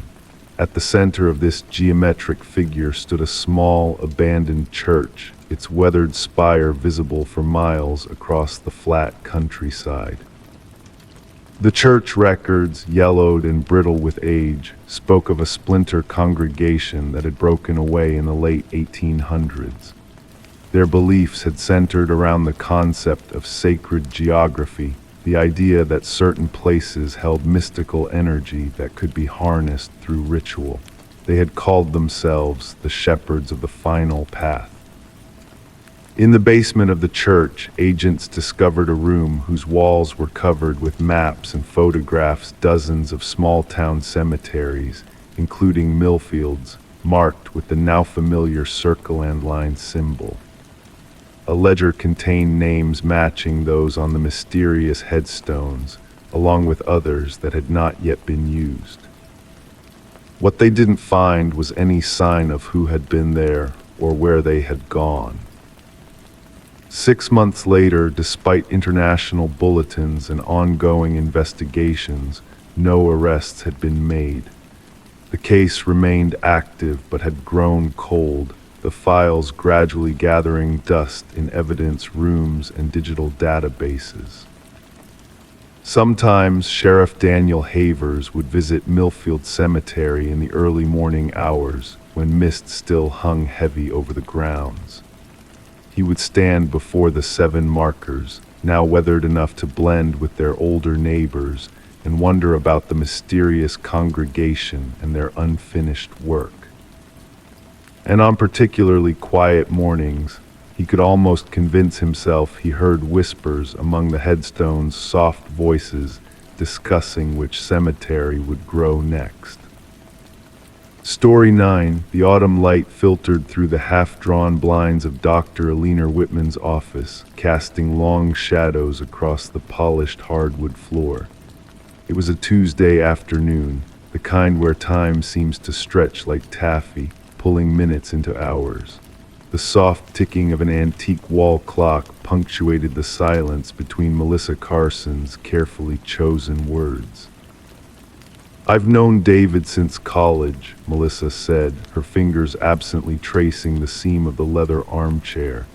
He's been there for everything: my divorce, my father's funeral. Even that night I had the panic attack and couldn't reach my sister. Her voice carried the warmth of fondness, yet something in her eyes suggested a question unasked. Dr. Whitman's pen hovered above her notepad. The scratching sound it made against paper was barely audible, like a whisper you strained to hear. "Tell me more about David," she said, her tone measured and neutral. "How often do you see each other?" "Almost daily now," Melissa replied. "Sometimes he leaves notes for me, little reminders, jokes from years ago that still make me laugh." A smile flickered across her face, then faded. "He knows when I need space and when I need company. It's like he can read my mind." The therapist's expression changed subtly, almost imperceptibly, as a crease formed between her eyebrows. She placed her pen down on the legal pad, the metallic click against paper disrupting the room's delicate acoustic balance. "Melissa," Dr. Whitman leaned forward slightly, her voice gentle but firm. "I've been reviewing the intake forms you completed last week. You mentioned living alone since your divorce 3 years ago. No roommates, no family members staying with you." Outside, a cloud passed over the sun, dimming the golden light in the room to a cooler blue. Melissa nodded slowly, uncertain where this observation was leading. "You've talked about David in our first 2 sessions," Dr. Whitman continued, "but there's something I need to ask you." Her hands folded together, fingers interlaced like a bridge between them. "The name David Carson, it doesn't appear in any of your background information. There's no emergency contact by that name, no mention of him in your family history." The air in the room seemed to thicken. Melissa's breathing became audible, not rapid, but deeper, as though she needed more oxygen to process what she was hearing. "That's impossible," she said finally. "David is," she paused, searching for the right words, "he's real. He's my best friend. Why wouldn't I have mentioned him?" Dr. Whitman reached for a file folder on the side table, opening it with practiced precision. "In your initial assessment, you listed your support network, your sister Emma, your coworker Jennifer, your neighbor Mr. Abernathy, who checks on you during migraine episodes. No David." Melissa's hands stilled in her lap, the silence between them stretched, elastic and tense. "Perhaps I forgot," she offered, but her voice lacked conviction. "Or maybe I thought it was obvious since we're so close. I don't understand why this matters." "It matters," Dr. Whitman said carefully, "because I'm concerned about the nature of your relationship with David. Could you tell me how you two met? Specific details about your first encounter." Melissa opened her mouth to answer, then closed it again. Her eyes drifted to the window, focusing on something beyond the glass. "College," she said finally. "We met in a literature class. He was sitting by the window, reading Kafka before the professor arrived." The room felt colder now, despite the afternoon sun fighting through the clouds. Dr. Whitman made a note, the sound of pen against paper suddenly loud in the quiet room. "Melissa, I want to suggest something, and I ask that you just listen without responding immediately." The therapist's voice remained even, professional, yet with an undercurrent of concern that rippled beneath her words. "Based on our conversations and your history, I believe David may not be a physical person in your current life." The wall clock's ticking seemed to grow louder, marking each second of Melissa's stunned silence. "What are you saying?" she finally asked, her voice barely above a whisper. "That I'm hallucinating my best friend." "Not hallucinating," Dr. Whitman corrected gently, "but perhaps experiencing a very real emotional presence that has taken form in your mind. The psyche has remarkable ways of providing what we need, especially after trauma. Melissa's divorce had been sudden, her husband vanishing one day, leaving only a note explaining he couldn't do this anymore. The grief of her father's death the following year had isolated her further. These facts lay between them, unspoken but acknowledged. "I'd like you to try something," Dr. Whitman suggested, reaching for a prescription pad. "A low dose of an anti-anxiety medication that might help clarify some things, and I'd like to see you twice next week instead of once."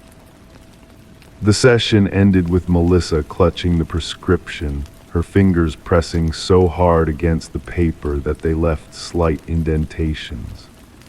She walked through the quiet waiting room, past the receptionist who offered a sympathetic smile, and into the elevator that carried her down in silence. The parking garage was dimly lit, concrete pillars creating pools of shadow between fluorescent lights. Melissa's footsteps echoed as she walked toward her car, keys gripped tightly in her hand. Her mind replayed Dr. Whitman's words, examining them from different angles, searching for a mistake or misunderstanding.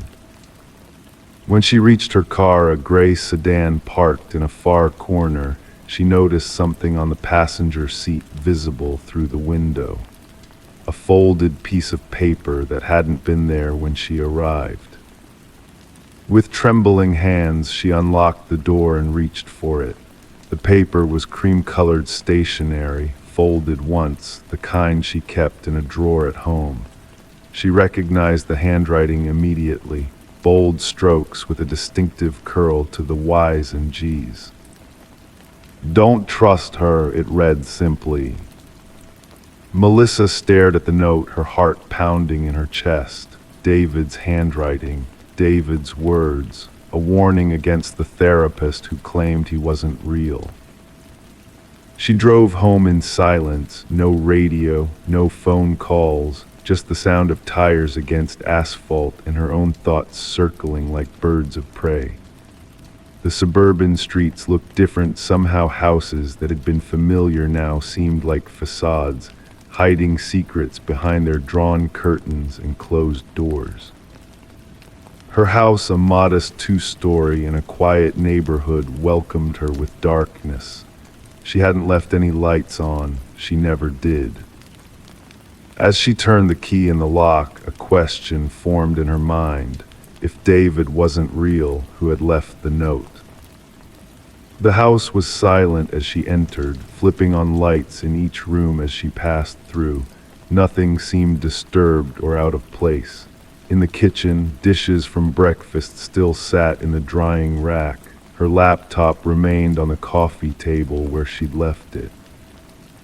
Melissa placed her purse and keys on the counter, the prescription tucked inside still unfolded. Then she noticed another piece of paper on the refrigerator, held in place by a magnet shaped like the Eiffel Tower, a souvenir from a trip she and David had taken 2 years ago. "Check the spare room," this note read in the same handwriting. The spare room had once been an office, converted to a guest bedroom after the divorce. Melissa hadn't been in there for weeks, no reason to, with no guests to host. Her hand hesitated on the doorknob, a tremor running through her fingers. The door swung open silently. The room was neat, undisturbed, the bed made with corners tucked in military precision style, just as David liked them. On the bedside table sat a leather-bound journal she didn't recognize. Melissa approached it slowly, as if it might disappear if she moved too quickly. The journal was worn, its pages yellow with age. She opened it to find handwriting that matched the note's page after page filled with memories. Detailed accounts of conversations she and David had shared, trips they'd taken, secrets they'd exchanged over late-night whispers. Some entries were dated recently, including one from just 2 days ago, describing their conversation about her first therapy session with Dr. Whitman. Melissa sank onto the edge of the bed, the journal heavy in her hands. If she had written this herself, she had no memory of it. If someone else had written it, they knew intimate details of her life that no stranger could know. She turned to the last page with writing. There, in David's distinctive script, was a message that made her blood run cold. She wants to erase me because she knows I am the only one who remembers what really happened to your husband. Outside, the wind picked up, branches scraping against the bedroom window like skeletal fingers seeking entry. Melissa closed the journal, her mind racing with possibilities, each more disturbing than the last. Was David real a friend so woven into her life that she'd forgotten mentioning him to her new therapist? Or was he, as Dr. Whitman suggested, a creation of her traumatized mind? And if he wasn't real, who was leaving these notes? Melissa reached for her phone, scrolling through contacts. No David, no photos of David in her gallery. No text messages from or to David. Yet the journal in her hands was undeniably real. The memories it contained were vivid, specific, the kind of details that couldn't be invented.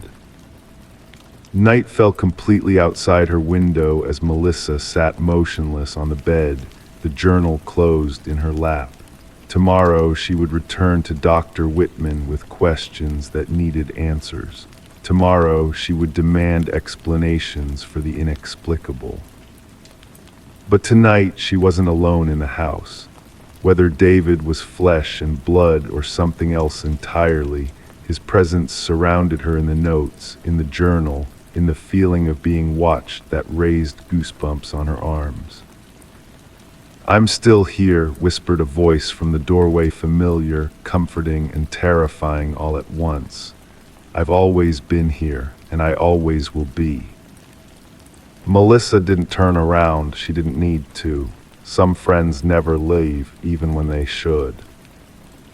And some never existed at all. Story 10. In the realm of forgotten whispers and abandoned echoes, there existed a tale that defied logic and summoned shadows of the past. It began with a mere flicker of noise, a pocket dial lost in the static of time. The operator hesitated, almost dismissing it as a glitch in the cosmic symphony, until a voice emerged from the void. A woman's voice, trembling with urgency, pierced through the haze, uttering words that hung in the air like a haunting melody. "He's here."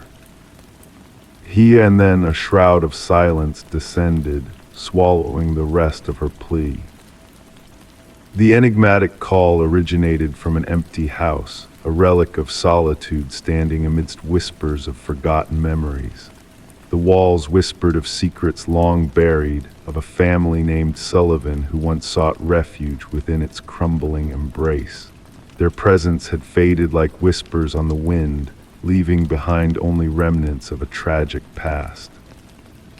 Detective Morgan Reed found herself ensnared in the mystery, her mind grappling with the spectral remnants of a call that defied all reason. The phone, a modern oracle amidst ancient dust, lay dormant on the kitchen counter, its screen casting an ethereal glow upon the desolate scene.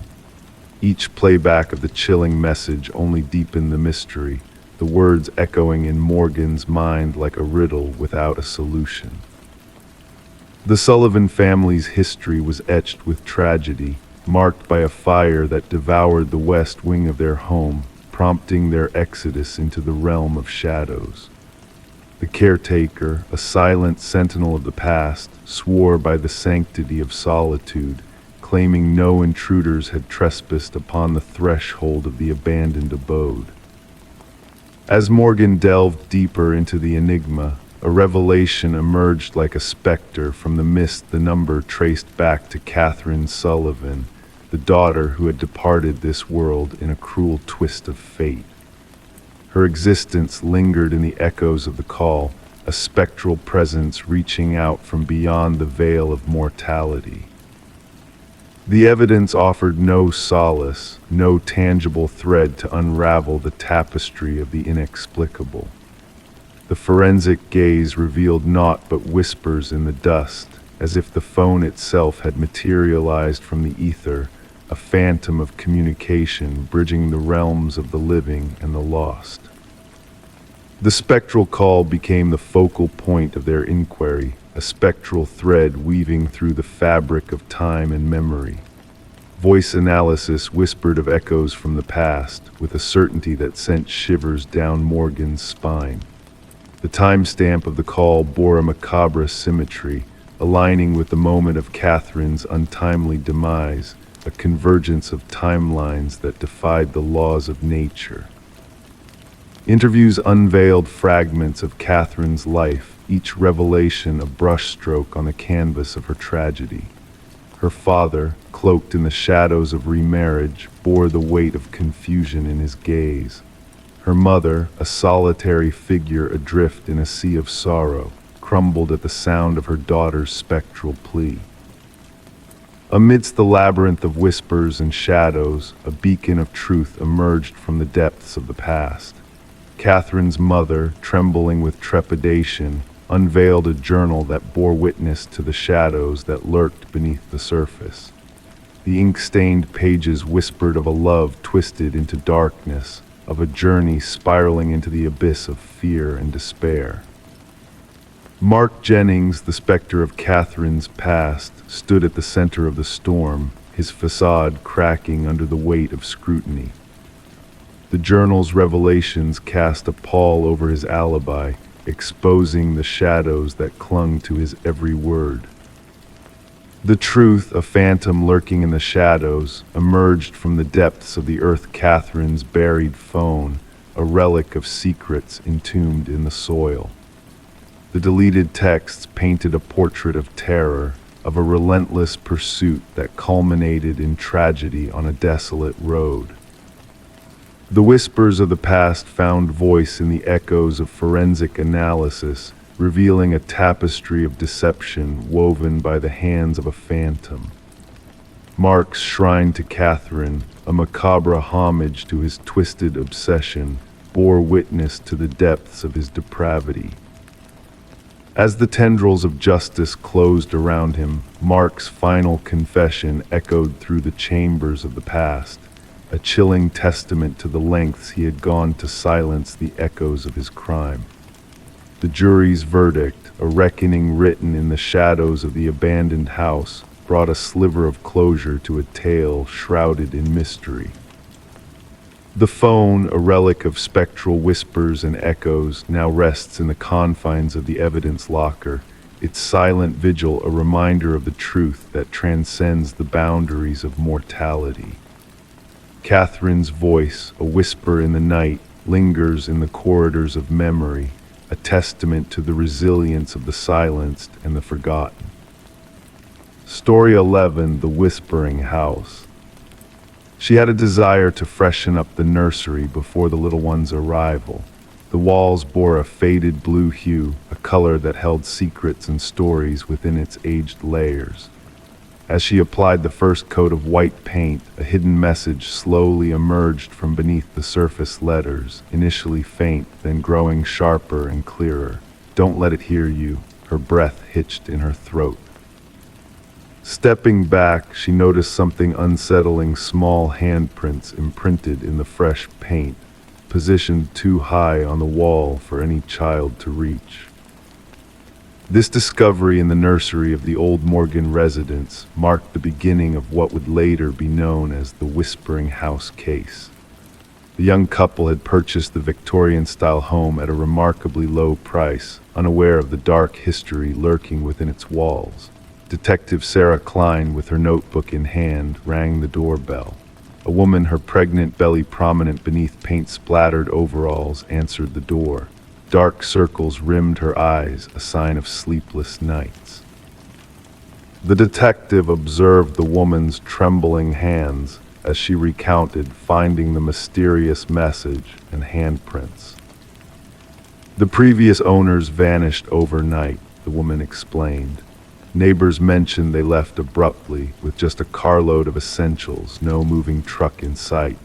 Detective Klein explored the historic home, her footsteps echoing on creaking floorboards. Standing in the nursery, she examined the partially painted wall where the unsettling message and handprints lingered. Nearby, 5 tiny handprints adorned the wall, seemingly placed by an unseen force. Back at the precinct, Detective Klein delved into records about the property. The house had changed ownership 8 times in 3 decades, an unusually high turnover rate. What disturbed her more were the child welfare reports linked to 3 of those families. Children had reported hearing whispers from the walls and feeling like they were being watched as they slept. The detective delved deeper, uncovering construction records and historical documents. The house had once belonged to Eleanor Blackwood, a wealthy widow who ran a small orphanage from the property. Newspaper clippings hinted at the disappearance of 5 children under her care, believed to have run away. When Eleanor passed away, workers renovating the house stumbled upon a sealed room behind the nursery wall. Inside, they found children's belongings but no bodies. The case had gone cold, relegated to dusty archives. Interviewing former residents, Detective Klein pieced together a chilling pattern. Each family with children had reported strange happenings, toys moving on their own, eerie laughter in empty rooms, and drawings appearing inexplicably. Most dismissed these occurrences until the cryptic messages surfaced during repainting. The handwriting matched samples from Eleanor Blackwood's journals, raising unsettling questions. The investigation took a darker turn when the detective convinced the current owners to allow ground-penetrating radar in the basement. Anomalies in the readings led to a horrifying discovery: 5 child-sized shapes beneath the concrete floor. Workers unearthed the remains of 5 children, arranged in a circle, confirming their tragic fate during Eleanor's tenure. The nursery was drenched in luminol, revealing countless handprints on the walls, invisible to the naked eye. Each print a silent cry for help, illuminated in the darkness. Eleanor's journals exposed her twisted beliefs, viewing orphaned children as a source of energy to prolong her own life. The children had etched warnings into the walls, hoping their stories would be uncovered. The case concluded with a proper burial for the 5 victims, finally acknowledging them as murder victims rather than runaways. Despite justice being served, an eerie presence lingered in the house, transcending time and paint layers. The nursery walls were demolished, but workers reported hearing ghostly whispers amid the debris, refusing to return after their shifts. The house stood empty, the pregnant couple opting to steer clear. Detective Klein's final report documented the haunting handprints and hidden messages. Although the physical evidence brought closure, spiritual mysteries remained unanswered. The detective kept a photograph of the luminous handprints, a reminder that some crimes leave indelible marks, reaching out beyond the veil of time and paint. Story 12. The apartment exuded an aged charm, its walls holding secrets whispered by time. The heating system groaned, the pipes rattled in a haunting rhythm. It was a symphony of the past echoing through the present. She, the tenant, found solace in the familiar sounds, brushing off any notion of the supernatural. That is until a spectral voice, barely audible yet unmistakable, drifted through the vents like a ghostly melody. It was not the typical background noise of neighboring lives. It was a whisper, a beckoning call that stirred something primal within her. Pressing her ear against the cold metal grate, her heart raced in anticipation. A chill breeze brushed past her cheek, a phantom caress, followed by a soft, almost playful utterance: "I know you can hear me." Detective Morgan Shaw, a figure of resolve amidst the enigmatic stillness of the vacant apartment, stood transfixed by the rusted vent cover pried open from the wall. The forensics team moved with precision, capturing the scene in flashes of light and shadows. The missing woman, Alina Reeves, had vanished without a trace, her absence noticed only when the scent of decay permeated the air. What they uncovered within the labyrinth of the ventilation system defied logic and reason. Reports of voices heard through the vents. Officer Patel recited from his notepad, the words hanging heavy in the air. Management dismissed her claims, attributing them to the building's aging infrastructure. Shaw knelt by the vent, tracing the desperate marks etched into the metal. They were not crafted by any tool, but by frantic hands, clawing from within. The puzzle pieces of this enigma painted a portrait of fear and paranoia. Alina Reeves, a beloved kindergarten teacher, had a presence that lingered in the traces of her life scattered around the apartment. Her students' handmade cards adorned the windowsill where thriving houseplants basked in the sunlight. Her absence cast a shadow over the meticulously arranged space, the chair beneath the vent, a silent witness to unseen presences. As Shaw delved deeper into the investigation, she uncovered a tapestry of unsettling truths. Fibers from Alina's favorite cardigan entwined in the vent, a foreign fingerprint on the inside of the cover, and haunting audio recordings from Alina's phone. Alone in her car, raindrops tapping a somber melody on the roof, Shaw listened to the spectral conversations captured in the digital void. Alina's voice, a fragile echo, seeking validation in the darkness, met with a chilling response from the unseen interlocutor. The history of the building whispered tales of former tenants fleeing in haste, haunted by unexplained phenomena. The superintendent, Harold Weber, a stoic figure with keys to every realm within the building, offered cryptic explanations shrouded in nonchalance. But beneath his facade lay a hidden narrative, a thread connecting him to the shadows lurking within the walls. Forensics unearthed a clandestine passage concealed behind a loose tile in Alina's bathroom, a gateway to a realm where intruders dwelled unseen. Traces of a clandestine existence, food wrappers, a flashlight, remnants of a transient life hinted at an intruder living within the very bones of the building, a veer of souls. Weber's pristine facade crumbled under the weight of incriminating evidence stored meticulously in digital archives. His obsession with Alina transcended mere voyeurism. It was a twisted dance of possession and intimacy played out in the shadows. The revelation of a storage unit housing relics of past lives elevated Weber's crimes to a macabre art form. Jewelry, photographs, mementos preserved like trophies in a shrine of obsession painted a chilling picture of his reign of terror. Arrested in the dead of night, Weber's serene smile in the face of justice sent shivers down Shaw's spine. His words, a prophecy of unseen whispers reverberating through the building, hinted at a legacy of terror that transcended physical boundaries. As the trial unfolded, a tapestry of horror and delusion unfurled, painting a portrait of a man entwined with the very essence of the building itself. The jury's swift verdict of guilt echoed through the courtroom, yet Weber's parting words carried an ominous weight, a reminder of the lingering echoes that resonated within the walls. The apartment building, now a hollow shell of its former self, stood as a testament to the terrors that lurked within its walls. Despite attempts at renewal, the specter of past traumas lingered in the whispers that danced through the vents, the cold drafts that carried echoes of a tortured past. The symphony of groaning pipes and rattling vents whispered a tale of darkness, a lullaby of secrets that refused to be silenced. Story 13, in the quiet of the night, a flicker danced across the baby monitor screen, a mere glitch in the system's feed. The mother, Rebecca, paid it no mind at first, attributing it to interference. But then the crackling of audio filled the room, and a voice, soft and eerie, whispered, "SHHH, go back to sleep." A chill ran down her spine, freezing her in place.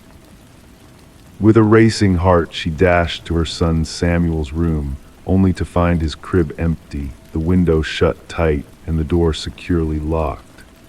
The only thing amiss was a stuffed rabbit lying on the floor, its dark eyes fixed on her with an unsettling stare. Rebecca's scream pierced the night, echoing until her voice grew hoarse. Startled neighbors called for help, and soon, emergency services arrived to find her huddled on the nursery floor, clutching the rabbit, lost in a world of despair. Little Samuel, just 4 months old, had vanished without a trace, leaving behind a void of unanswered questions. The investigation that followed offered little solace. No signs of forced entry marred the home, and the security system remained undisturbed. The only clue, the haunting voice on the baby monitor, left investigators perplexed. How could someone slip in and steal a child without a trace, leaving behind only a whisper in the night? Suspicion fell upon Rebecca, her struggles with postpartum depression casting a shadow over her grief. Her husband, Daniel, returned from a business trip to a nightmare unfolding before him. As detectives delved deeper, they uncovered a web of deceit. Fibers on the nursery windowsill hinted at a skilled intruder, while shadows in the night revealed a figure moving with purpose. Daniel's hands bore the marks of a climber, and his newfound hobby raised eyebrows among those seeking answers. Financial discrepancies and hidden truths painted a grim picture. A second family, a dark past, and a plan shrouded in secrecy came to light, shaking the foundation of trust. The baby monitor, once a source of comfort, emerged as a tool of deception. Hacked and manipulated, it held the key to unlocking the truth. Remote signals led investigators to a basement where Samuel was found in the care of a woman named Elaine. Her vacant gaze spoke of a fractured mind tied to a past she could not release. Elaine's connection to Daniel, his first wife haunted by loss, wove a tale of obsession and betrayal. The trial unveiled a sinister plot, orchestrated in shadows and whispers. The enhanced audio from the baby monitor echoed in the courtroom, revealing a cough that sealed Daniel's fate. As justice was served, Rebecca and Samuel sought refuge in a new beginning, far from the echoes of that fateful night. The case echoed across the nation, a cautionary tale of modern crimes and the vulnerabilities we face. The stuffed rabbit remained a silent witness, a reminder of the truth it had captured in the darkness of the nursery. Samuel, oblivious to the turmoil that once surrounded him, grew up in the light of a new day. Rebecca kept the rabbit locked away, a token of a past she could not forget. The whispered voice may have faded, but the truth it carried lingered in the shadows, a reminder that even in silence, secrets can be revealed. Story 14. In the silence of the night, a mysterious parcel landed in the mailbox of a quaint suburban home. Wrapped in a plain envelope with no sender's name, it held a single brass key, weathered with the passage of time. The homeowner, Sarah Miller, felt a strange familiarity with the key, though she couldn't place why. Testing it in every lock she owned, the key refused to turn. It belonged to no door in her possession. Perplexed, Sarah set the brass key on her coffee table, and in that moment the grandfather clock standing in the hallway, its gears frozen in time, emitted a solitary, echoing chime, a sound that hadn't been heard in years. Alarmed by the eerie occurrence, Sarah reported the incident to the authorities. What began as a simple curiosity soon unraveled into a nightmarish tale that would grip the tranquil neighborhood in fear. Initially, the responding officer dismissed Sarah's concerns as a mere mix-up in the mail. A key sent by mistake, he suggested. However, Sarah's intuition whispered otherwise, a sense of unease lingering in her every breath. Reluctantly, the officer took the key as evidence, placing it in a small evidence bag that would later become the key to unraveling a chilling mystery. Enter Detective Robert Harmon, a seasoned investigator from the Special Victims Unit. With the case file in his hands, the brass key sat on his desk, unassuming yet unsettling in its significance. Delving into Sarah's background revealed nothing suspicious. She was a retired teacher, a widow with grown children, leading a quiet life.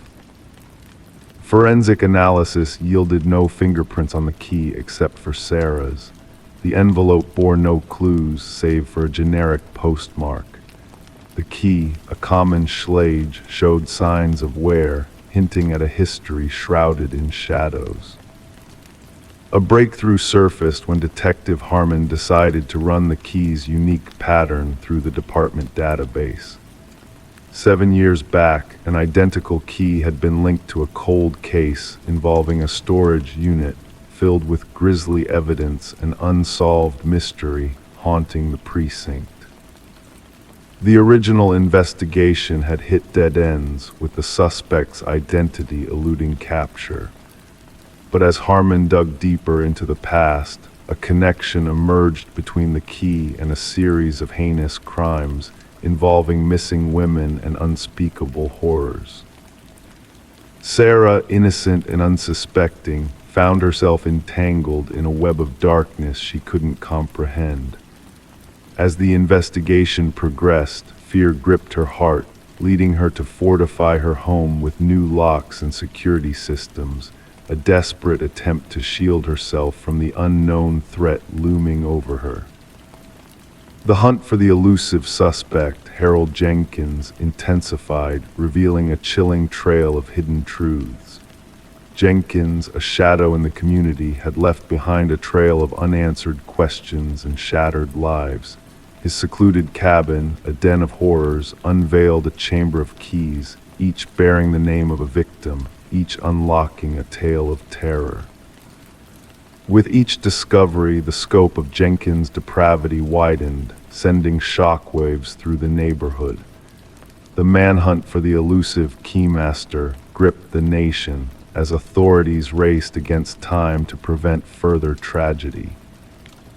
In a remote wilderness, the final chapter of the saga unfolded, a desperate standoff ending in Jenkins' tragic demise. His journal, a testament to unspeakable crimes, held Sarah's name, a haunting reminder of the darkness that had brushed against her life. The investigation unveiled 32 victims, their stories etched in pain and loss. Families found closure amidst heartache, a bittersweet resolution to years of uncertainty. As Sarah walked away from her home, forever changed by the horrors that had touched her life, the grandfather clock's hollow chime echoed in the empty hallway, a solemn reminder of the darkness that had once lurked within the shadows of normalcy. The case of the Keymaster stands as a chilling reminder of the monsters that walk among us, hidden behind masks of normalcy.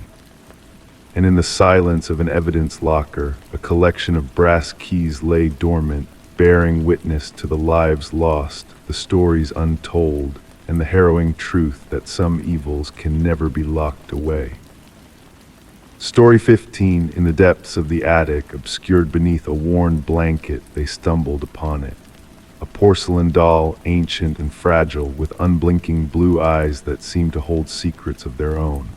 Sarah and Michael, a young couple who had recently acquired the grand Victorian house, initially dismissed the doll as just another forgotten relic of the past. Little did they know, its presence would soon weave a thread of mystery into their lives. As night descended and they retired to bed, a subtle unease settled in the air. The stillness of the house felt heavy, pregnant with a quiet tension that neither could shake. Come morning, the doll had vanished from its attic sanctuary, only to reappear at the foot of their bed, a silent sentinel in the dim light of dawn. The allure of the Victorian house had drawn Sarah and Michael in. its intricate woodwork and enigmatic allure capturing their hearts despite the whispers of a troubled history. Detective Rachel Winters entered the scene on a crisp autumn morning, greeted by a haunting tableau. In the master bedroom, the female victim lay in a macabre pose, her eyes wide with terror. Nearby, the male victim appeared as if frozen mid-flight, a desperate attempt to escape etched on his face. Examining the eerie scene, Detective Winters noted the meticulous arrangement of the bodies, reminiscent of dolls carefully posed in a twisted display. The absence of forced entry or signs of struggle only deepened the enigma shrouding the crime. As the investigation unfolded, a chilling pattern emerged.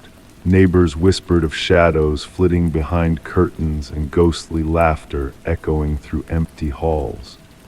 Forensic analysis uncovered traces of antique fabrics near the victims, hinting at a connection to the doll discovered by Sarah and Michael. Delving into the house's past, Detective Winters unearthed a dark legacy. Previous owners had met untimely ends under mysterious circumstances, their fates intertwined with inexplicable occurrences within the house's walls. A newspaper clipping led her to a tragic tale of a doll maker and his daughter, their lives shadowed by tragedy and whispers of forbidden practices. In a hidden compartment beneath the attic floor, old photographs revealed the doll maker's sinister creations, including a doll identical to the one that had haunted Sarah and Michael. The images seemed to capture the doll in motion, a spectral presence traversing the boundaries of time and reality. Further revelations surfaced as a distant relative of the doll maker shared tales of arcane rituals and the binding of spirits to inanimate objects. The line between myth and reality blurred, leaving the investigation ensnared in a web of supernatural intrigue. Despite tireless efforts, the truth remained elusive, slipping through the detective's grasp like a wisp of smoke. The doll, once held as evidence, vanished without a trace, leaving behind a lingering sense of foreboding. The house changed hands once more, its dark history casting a pall over its grandeur. The new owners found the attic empty, save for a solitary blanket folded with eerie precision. The doll, a phantom of the past, eluded capture, its presence a spectral whisper in the night. Detective Winters, haunted by the unsolved mystery, retired with a heavy heart, carrying with her a photograph that bore witness to the enigmatic doll maker and his cursed creations. Locked away in a vault of secrets, the image remained a silent testament to the inexplicable forces that lingered within the walls of the Victorian house. And so the tale faded into the realm of whispers and shadows, a spectral echo of a bygone era. Yet on quiet nights when the world lay hushed in slumber, a faint laughter could be heard drifting from the attic, a gentle reminder of the mysteries that dwell beyond the veil of the known. Story 16, the ancient library faced its final hours, marked for destruction by the hands of progress. The laborers toiled tirelessly, nearing the completion of their task when a serendipitous stumble led one worker to a hidden latch nestled within a forgotten bookshelf.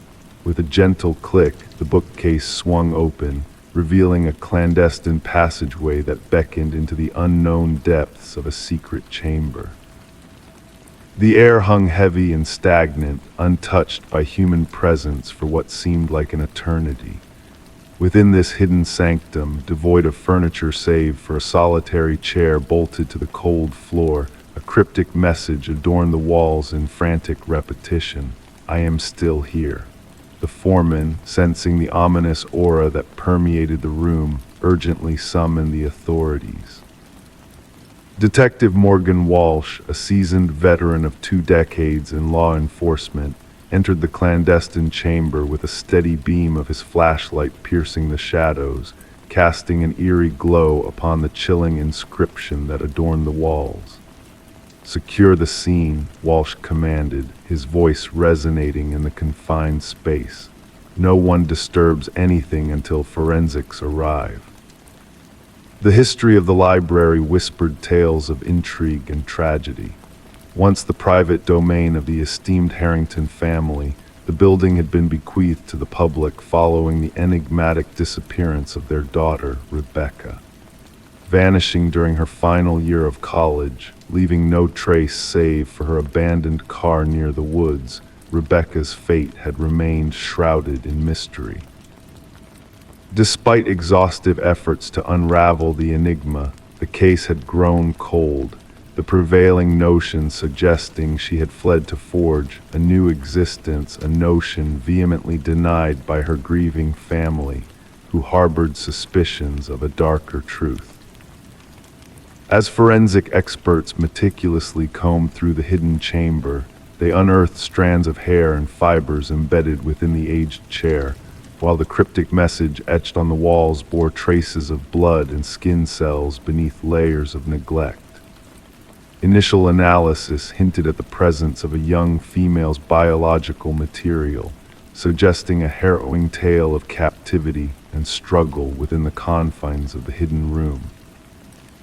Detective Walsh, haunted by the peculiar timing of the library's donation to the community following Rebecca's disappearance, delved deeper into the labyrinthine history of the Harrington lineage.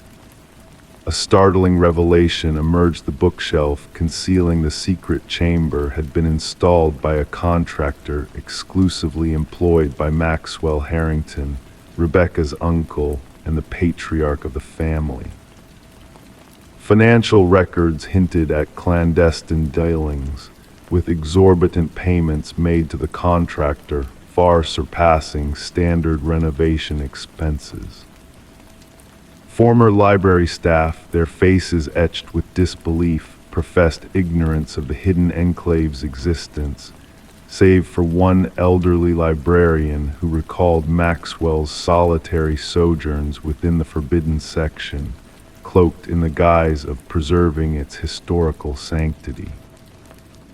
The chilling crescendo unfurled as forensic analysis conclusively linked the DNA from the hidden room to samples retrieved from Rebecca's personal effects, dispelling the notion of her voluntary disappearance.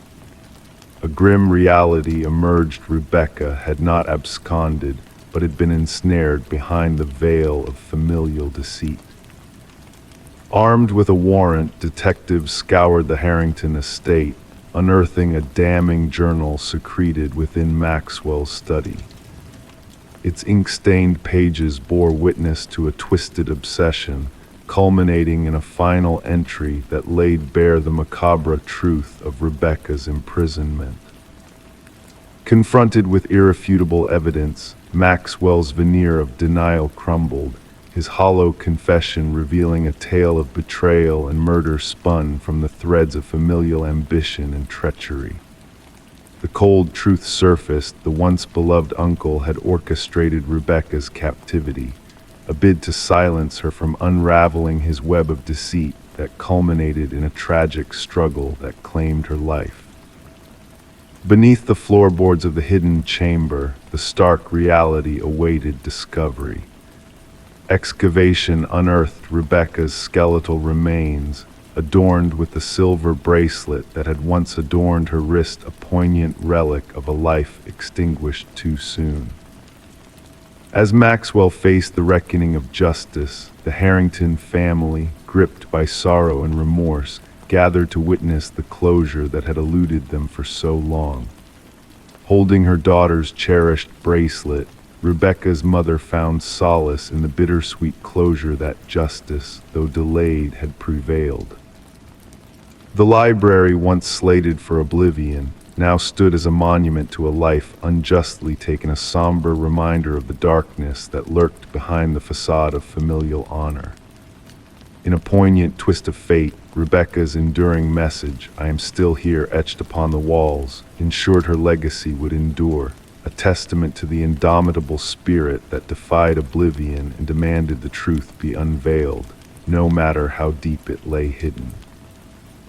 Story 17. The dwelling had sat vacant for months, its silence undisturbed by human presence. When the new tenants arrived, their expectations were tempered, perhaps some dust, a few abandoned relics, but one door resisted their efforts, stubbornly refusing to yield. It was a closet, locked from within, harboring a mystery. The landlord, with furrowed brow, finally broke the barrier, anticipating mere remnants of the past. However, what awaited them within was far from mundane. The walls bore witness to a harrowing tale, etched with deep, jagged scratches, a silent testament to desperation. In the shadowed corner lay an antiquated flip phone, its screen still faintly aglow with a solitary, unread message. Detective Morgan Shaw, seasoned in the art of unraveling enigmas, felt a shiver trace down her spine at the sight. It wasn't the absence of blood or overt violence that unsettled her, but the haunting implications of those frantic marks a struggle for liberation, a fight against unseen forces. Summon forensics at once, she instructed her partner, Officer Reed, who diligently captured the haunting imprints on camera, and gather the records of the previous occupants. The message on the phone whispered ominously, "I know what you did." The landlord, a figure of nervous energy, spoke of the previous tenant's sudden departure, leaving rent unpaid.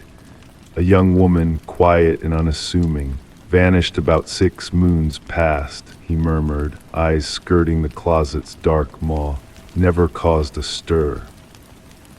Forensic analysis unveiled a mosaic of blood samples within the scratches, primarily belonging to one individual, presumably the missing tenant, Emma Caldwell, aged 28, reported absent by her employer following her mysterious disappearance. Yet amidst the familiar DNA, 2 distinct profiles emerged. One remained a cipher in the database, while the other belonged to a man supposedly deceased for 2 winters. "This defies logic," Shaw muttered, studying the perplexing findings. Derek Mercer, a convict of past transgressions, was believed to have perished in a vehicular mishap, confirmed by dental records. And yet his essence lingered on the walls of the closet. Emma's abode whispered of interrupted routines, unopened mail, a lone coffee mug awaiting cleansing, a neatly arrayed bed. Phone logs hinted at a rupture in communication, with calls to her sister abruptly ceasing, replaced by a flurry of unidentified numbers in the weeks preceding her vanishing. The sister mentioned a mysterious beau, Officer Reed relayed. No name given, just descriptors of intensity and privacy. Surveillance footage cast a dim light on the shadowed narrative, Emma's solitary entry followed by a cap-shrouded figure evading the gaze of lenses. A breakthrough emerged as latent fingerprints belonging to Derek Mercer graced the closet's interior doorknob. He staged his demise, Shaw deduced. The question remains, his motive and his entwining with Emma. The enigma deepened as the unknown DNA led to another vanished soul, Lynette Porter, gone without a trace 3 cycles prior. Her semblance intertwined with sightings near Emma's abode. Shaw discerned a tapestry of connections while scrutinizing traffic recordings of vehicle registered to Mercer's kin, his silhouette haunting Emma's domicile. The pursuit culminated at a sequestered estate linked to the Mercers, where behind bolted portals, Lynette Porter was unearthed frail and famished, trapped in a parallel to Emma's ordeal. "He forced me to witness," she murmured, eyes vacant with trauma. "Said I must comprehend the fate of those who seek escape." Evidence amassed, diaries chronicling Mercer's thirst for dominance, portraits of women akin to Emma and Lynette, and damning footage of Emma's coerced internment. She fancied herself a whisper of truths, his voice echoed in the recordings. "No soul divulges my mysteries." The manhunt for Derek Mercer spanned realms, etching fear into hearts. While the hunt ensued, psychologists wove a chilling tapestry of Mercer's psyche. He didn't desire mere demise, he craved the agony, the spectacle of hope dwindling in confinements. Upon his capture at a transit hub, Mercer clutched a new persona and a passage to coastal realm. Within his satchel, a coil of tape, a blade of steel, and a dated article on Emma's departure. During interrogation, Mercer exuded a serene veneer, claiming she penned that missive herself. She sought revelation, yet found no redemption. The trial unraveled the elaborate charade of Mercer's demise, cloaked in the guise of another. For cycles untold, he prowled unseen, targeting echoes of his initial prey. Emma's remains eluded discovery, suggesting a demise within the confines of the closet, her final plea etched in digital ink. The jury, after but a brief deliberation, sealed Mercer's fate with a damning decree. As the gavel struck, pronouncing a sentence of eternal solitude, Mercer's lips curved in a semblance of contentment, a riddle known solely to him. Amidst the sentencing, Lynette Porter cast her gaze upon the court. He ensnared us in narrow confines, for his own mind dwells in shadows. As he withers in his cell, I shall bask in the light. The case reshaped the investigative landscape, urging a keener eye on relational threads and leased domains. Detective Shaw preserved the closet's portal within her sanctum, a silent tribute to the unseen terrors, etched not in crimson, but in the fervent marks of survival. Story 18. The aged apartment held its secrets in the form of groaning pipes and creaking floorboards. Yet the newest resident, a woman named Sarah, sensed something amiss in the rhythm of the sounds that filled the space. The footfalls above were too precise, too intentional for a building supposedly empty above her top-floor abode. One fateful night, a surge of bravery led her to tap the ceiling with a broomstick. The footsteps ceased abruptly, leaving a heavy silence in their wake. Then a single knock echoed back from within the ceiling itself. Sarah kept the strange knocking incident to herself, attributing it to the settling of the old building, or perhaps a wayward creature exploring the attic. Night after night, the methodical footsteps continued their haunting dance across her ceiling, pushing her to extreme measures like cranking up the TV volume and wearing headphones to bed, seeking refuge from the unsettling presence that lingered in the darkness. Detective Morris stumbled upon the apartment's peculiar tale when a maintenance worker stumbled upon a hidden crawlspace while conducting routine repairs. A leak in the hallway outside Sarah's unit led to the discovery of a concealed passage not accounted for in the building's blueprints. Within this secret space, a makeshift living area emerged under the beam of a flashlight, food wrappers, water bottles, a soiled blanket, and a weathered notebook. The building superintendent promptly alerted the authorities. Detective Morris, accompanied by his partner Detective Rivera, encountered the shaken maintenance worker who repeated frantically, "Someone's been living in the walls, someone's been watching." The notebook contained meticulous notes on Sarah Coleman's daily life, her routines, her guests, her meals, even her sleeping patterns. The entries started off orderly but descended into chaos, marked by cryptic symbols in the margins.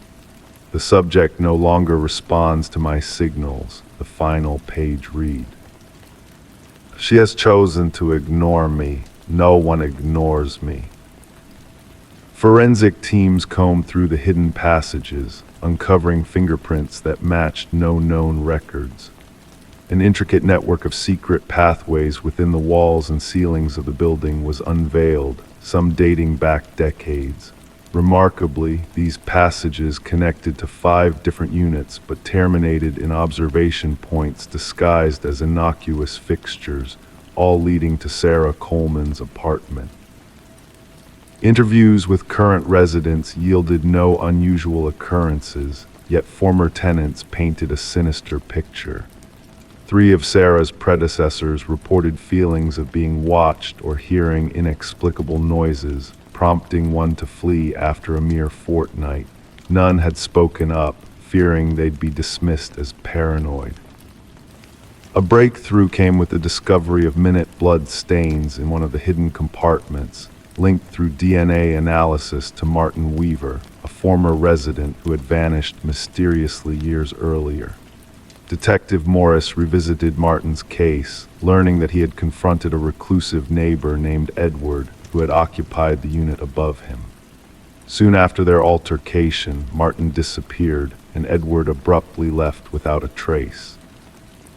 A pattern emerged as investigators delved into Edward's past, his pattern of residing in top-floor apartments, maintaining minimal social ties, and vanishing unannounced.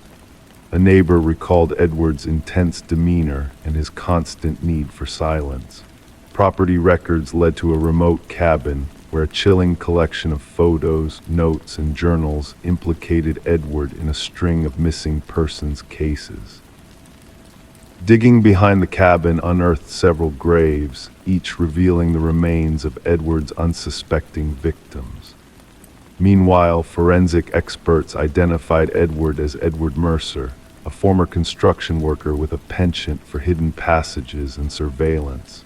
Despite thermal scans revealing no current presence within the walls, Sarah Coleman remained missing, her fate intertwined with a nationwide pattern of vanishings connected to Edward.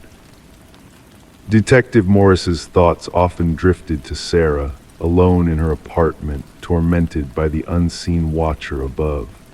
The footsteps that matched hers paused when she tapped, then echoed back in defiance. In the stillness of his own home, the detective sometimes found himself gazing up at his ceiling, listening intently, pondering who else might be listening in the shadows of the night. Story 19. The gentle current whispered its lullaby that morning, the water a mirror reflecting the sky above. The lone fisherman, lost in his thoughts, almost missed the sight of a solitary suitcase bobbing near the shore. At first glance, it seemed like merely discarded belongings, forgotten by the world. But as he approached, a pungent odor crept into his senses, thick, suffocating, impossible to ignore. The suitcase was bound in chains, its corners tarnished by time's embrace. When the authorities pried it open, the contents were not mere fabric. They found strands of hair intertwined with frozen fingers, as if clinging to a memory. And at the bottom, a chilling note whispered, "This isn't the first." Detective Sarah Mercer, with a subtle grace in her movements, pressed a delicate handkerchief to her nose as she observed the somber scene unfolding before her. The victim, a woman in her mid-30s, her once dark locks now kissed by the water's embrace, lay still on the shore. The meticulous medical examiner meticulously documented every detail, preserving the essence of a life lost to the unforgiving currents.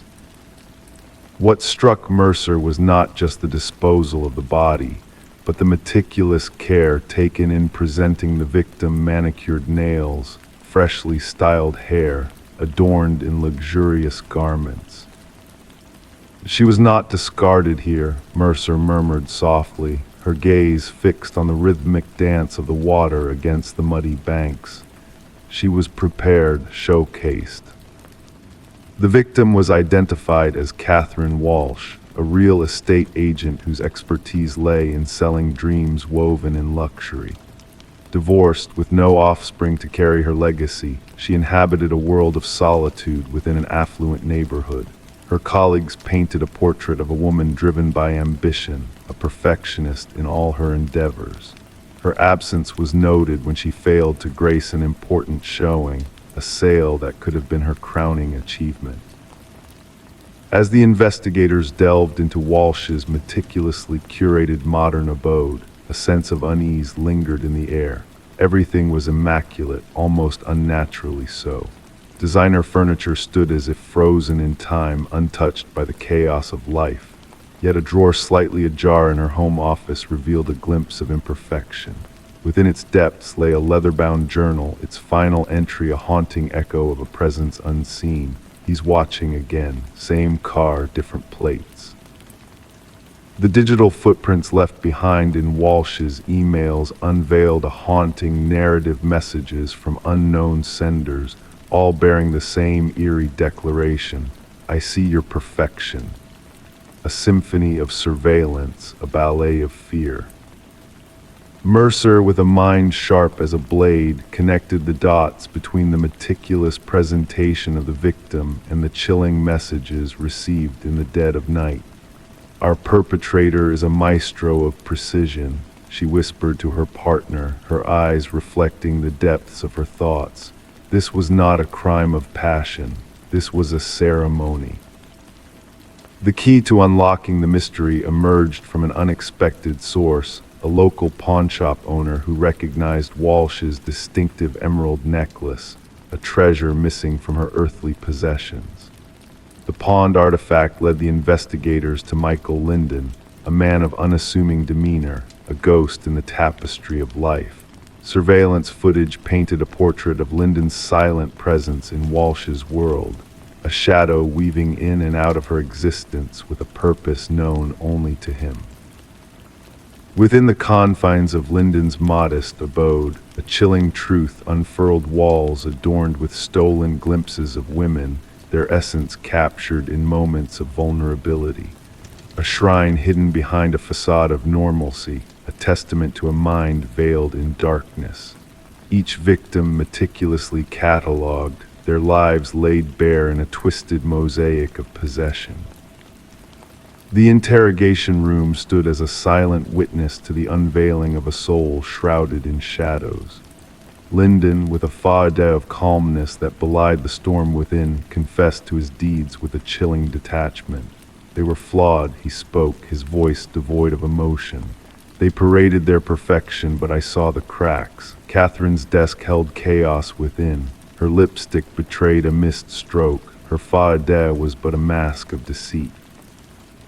The search for the echoes of the past mentioned in his cryptic note led the investigators to desolate landscapes, where two more suitcases surfaced, each cradling a woman akin to Walsh in appearance, each a victim of Linden's twisted vision of perfection. During the trial that followed, Linden sat unmoving, a specter in the realm of the living, as the details of his meticulous orchestrations were laid bare. The families of the fallen stood in silent vigil as the judge pronounced a sentence of eternal captivity for Linden, a life devoid of freedom, a soul imprisoned by its own darkness.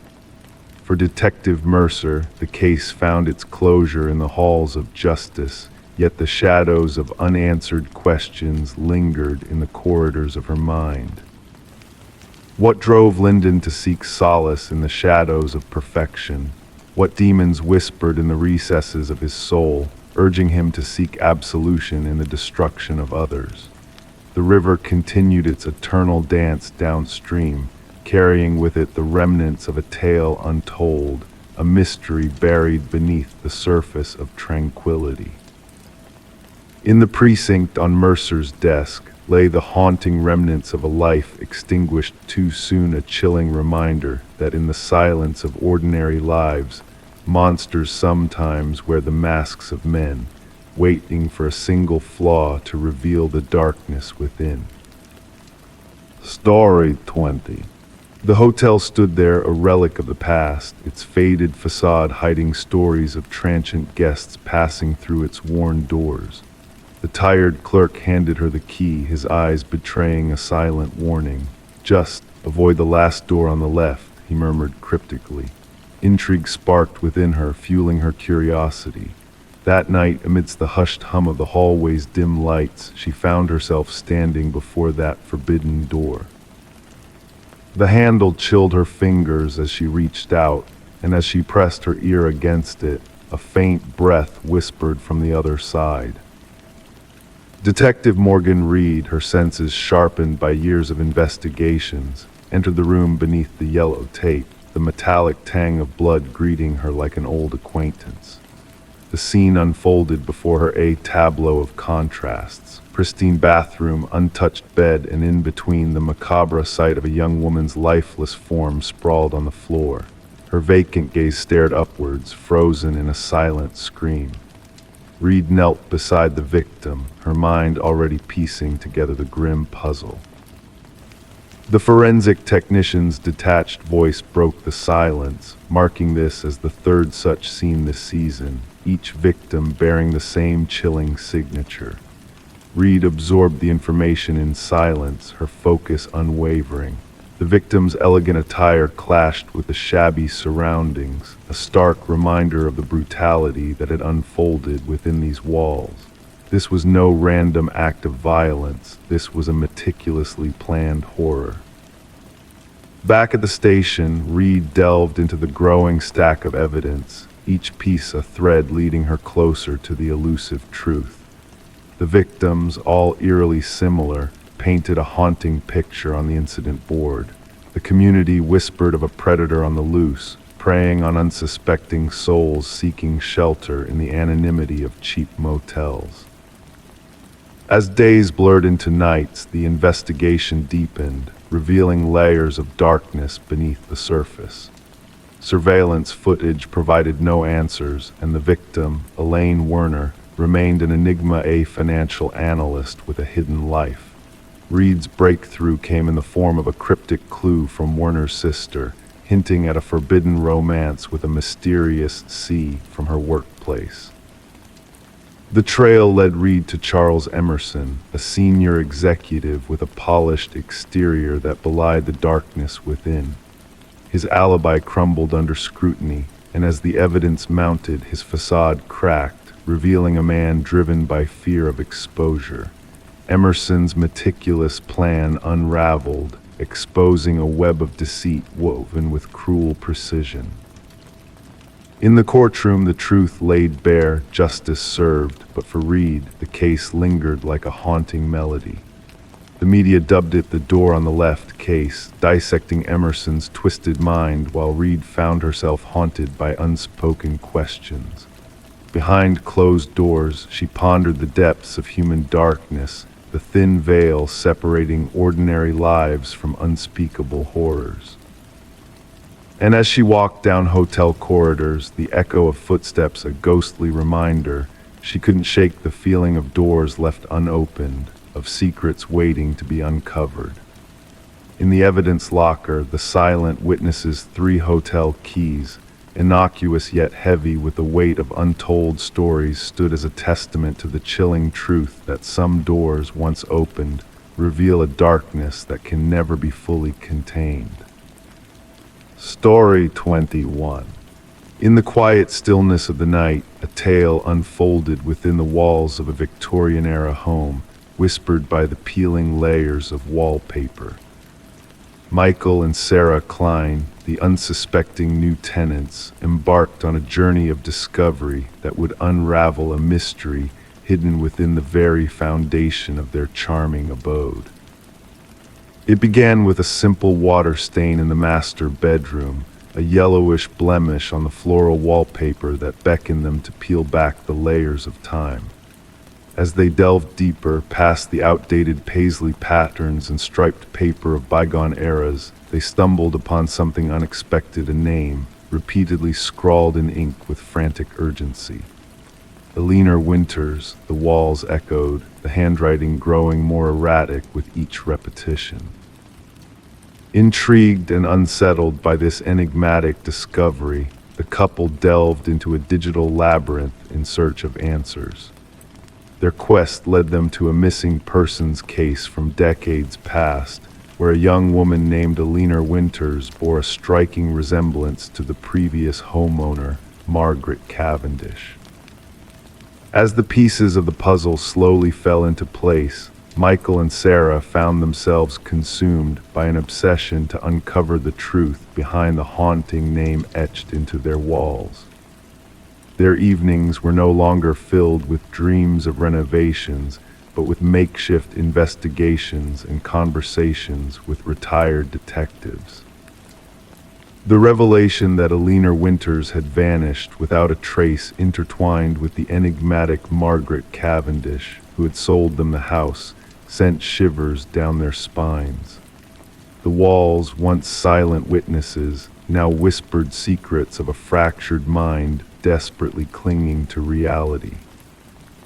Forensic teams descended upon their home, turning it into a stage for a chilling drama that spanned decades. Hidden spaces beneath floorboards yielded identities intertwined in a complex web of deceit, leading to a startling revelation that shook the foundations of their reality. DNA analysis and fingerprint comparisons unveiled a tale of psychological turmoil, where a woman named Rebecca Eldridge had assumed the identity of Alina Winters, creating a labyrinth of personas to mask her shattered psyche. The scrawled name on the walls became a haunting confession, a plea for recognition in a world of fractured memories. As the investigation unearthed long-buried truths, the once picturesque home of Michael and Sarah Klein transformed into a symbol of darkness, a place where the boundaries between past and present blurred into a chilling narrative of obsession and tragedy. In the end, justice arrived 3 decades late as the remains of Alina Winters were unearthed from beneath the garden, bringing closure to a family long haunted by unanswered questions. And for Michael and Sarah, their dream home became a somber footnote in the annals of true crime, forever marked as the house where the walls themselves whispered of murder in the night. Story 22. Renovations always have a way of unraveling mysteries hidden within the fabric of time. Among the dust and debris of the past lie forgotten relics waiting to be rediscovered. Sarah and Michael, drawn to the allure of a Victorian-era home with a storied past, found themselves unwittingly entangled in a tale of secrets and shadows. Beneath the floorboards of their newfound abode, a letter lay hidden, its edges worn and its ink faded with age. The cryptic message etched upon the brittle paper sent shivers down their spines. Don't trust the one who knocked. Before they could make sense of the ominous warning, 3 sharp raps reverberated through the empty rooms, stirring a sense of unease. Detective Alina Reed, with her seasoned hands and keen eye for detail, delved into the mystery alongside her partner. The couple's faces betrayed genuine fear as they recounted the chilling sound that had disrupted their peaceful renovation project. Background checks on Sarah and Michael revealed nothing amiss, painting them as a typical newlywed couple with no hidden agendas. The history of the house, however, painted a different picture. Once belonging to the reclusive Hargrove family, the dwelling had stood silent for years following the passing of its last inhabitant, Margaret Hargrove. A widow with no known enemies, Margaret's life seemed unremarkable at first glance. But as Detective Reed peeled back the layers of time, a darker truth began to emerge. Forensic analysis of the mysterious note dated it back 2 decades, hinting at a time of turmoil and fear. Margaret's sister, in a frail whisper, revealed a tale of debts unpaid and a shadowy figure known only as the Collector. Franklin Hargrove, once a respected teacher turned recluse, had fallen into the clutches of gambling debts, leading to a tragic turn of events that had remained buried for years. As the investigation unfolded, the truth revealed itself in bone-chilling clarity. Beneath the house, hidden from prying eyes, lay the remains of Victor Mercer, the enigmatic collector who had met a grim fate at the hands of Franklin in a moment of desperation. Margaret, torn between love and loyalty, had helped conceal the truth, living out her days haunted by the echoes of past sins. With the case finally closed and justice served, Sarah and Michael chose to part ways with the house that held too many ghosts within its walls. The once grand home now stood empty, its secrets echoing through the halls in the dead of night. Local whispers spoke of phantom knocks, a reminder of the darkness that lurked beneath the surface. The note, now a piece of evidence in a cold case file, bore a chilling admonition that lingered in the air like a ghostly whisper: don't trust the one who knocked. In the end, Detective Reed pondered the unsolved mysteries that lingered, reminding us that some truths are better left buried in the shadows of the past. Story 23. The old Polaroid held secrets within its faded frame, a forgotten birthday frozen in time. Among the smiling faces and flickering candles, a hidden presence lurked, unnoticed by those captured in the snapshot. The daughter, Sarah Winters, stumbled upon this eerie revelation while sorting through her late mother's belongings in the attic. A box labeled Memories revealed a collection of aged photographs, each telling a story of past joy and togetherness. Initially meant to bring comfort, the photos soon unveiled a chilling truth. In the background of every picture, a mysterious figure loomed, gradually drawing closer with each passing snapshot. The man, obscured in shadow, appeared out of place, a phantom intruder in the cherished family moments. Sarah's heart raced as she traced his progression through the images, a silent specter haunting the scenes of her childhood. Puzzled and unnerved, Sarah turned to her father for answers, but his denial only deepened the mystery as he insisted that no stranger had been present during those gatherings. Determined to unravel the enigma, Sarah sought the help of Detective Marcus Reed, a seasoned investigator with a keen eye for detail. Spread out on the detective's desk, the photographs painted a haunting narrative of the spectral figure's steady advance towards the unsuspecting children. Reed's scrutiny revealed a pattern, a calculated movement that defied logical explanation. As rain tapped against the windows, the detective delved into the enigma, his curiosity piqued by the inexplicable presence that eluded memory and recognition. With each enhanced image, the shadowy figure revealed more of his hidden identity, a scar, a ring, a faint reflection that hinted at a dark past. The breakthrough came when dental records linked the phantom to Robert Keller, a long-missing maintenance worker tied to decades-old child abductions in the region. Keller's sinister connection to the vacation property where Sarah's birthday had taken place sent shivers down the detective's spine. Further investigation unearthed a trail of buried horrors, linking Keller to past disappearances that had haunted families for years. The discovery of remains near one of the rental properties confirmed the grim fate of a missing child, bringing closure but also reopening old wounds. Sarah, alone in her thoughts, grappled with the weight of the revelations, the shadowy presence in the photos now exposed for the malevolent force it represented. As justice finally caught up with the hidden figure from the past, Sarah gathered the damning evidence, the photos that bore witness to a dark chapter in her family's history. The box of memories now held a different significance, a testament to the unseen dangers that lurked within seemingly innocent celebrations. In the quiet of her apartment, Sarah reflected on how a single snapshot had unveiled a web of tragedy, connecting lives across time in a chilling dance of shadows and secrets. Story 24. In the hushed solitude of her bathroom, she gently wiped away the veil of steam from the mirror, revealing her reflection staring back at her.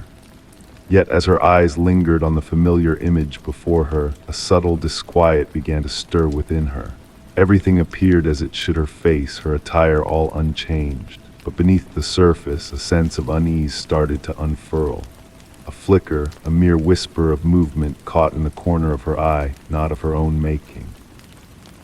And then, as she turned away, a peculiar sensation lingered, a feeling of being watched by the unmoving reflection that remained fixed in place.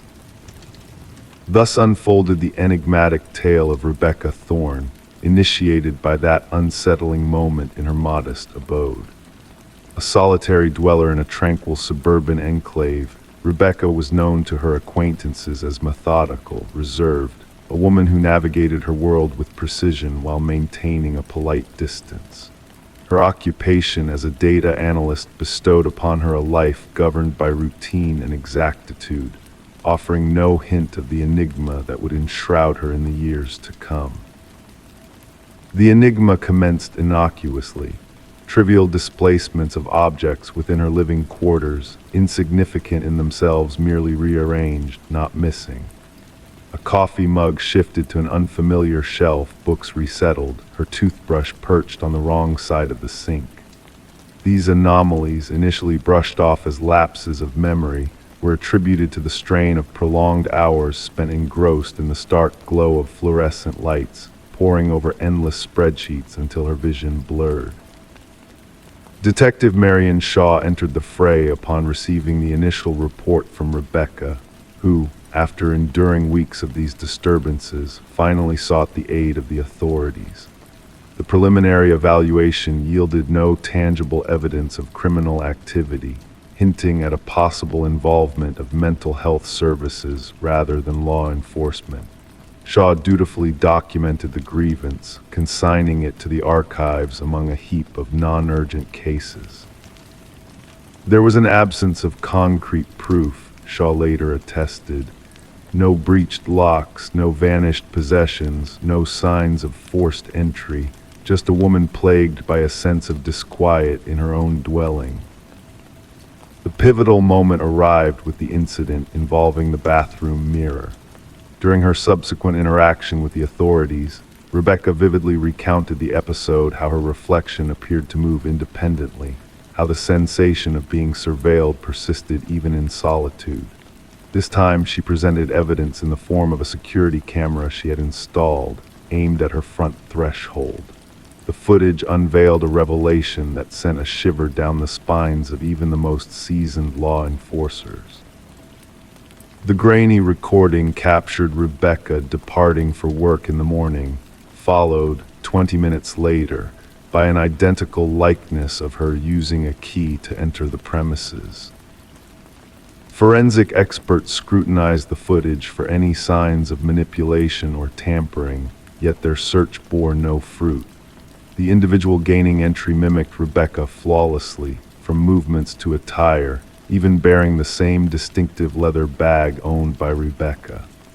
However, the time-stamped footage from her workplace security system indicated that Rebecca had already swiped into her office building located across town.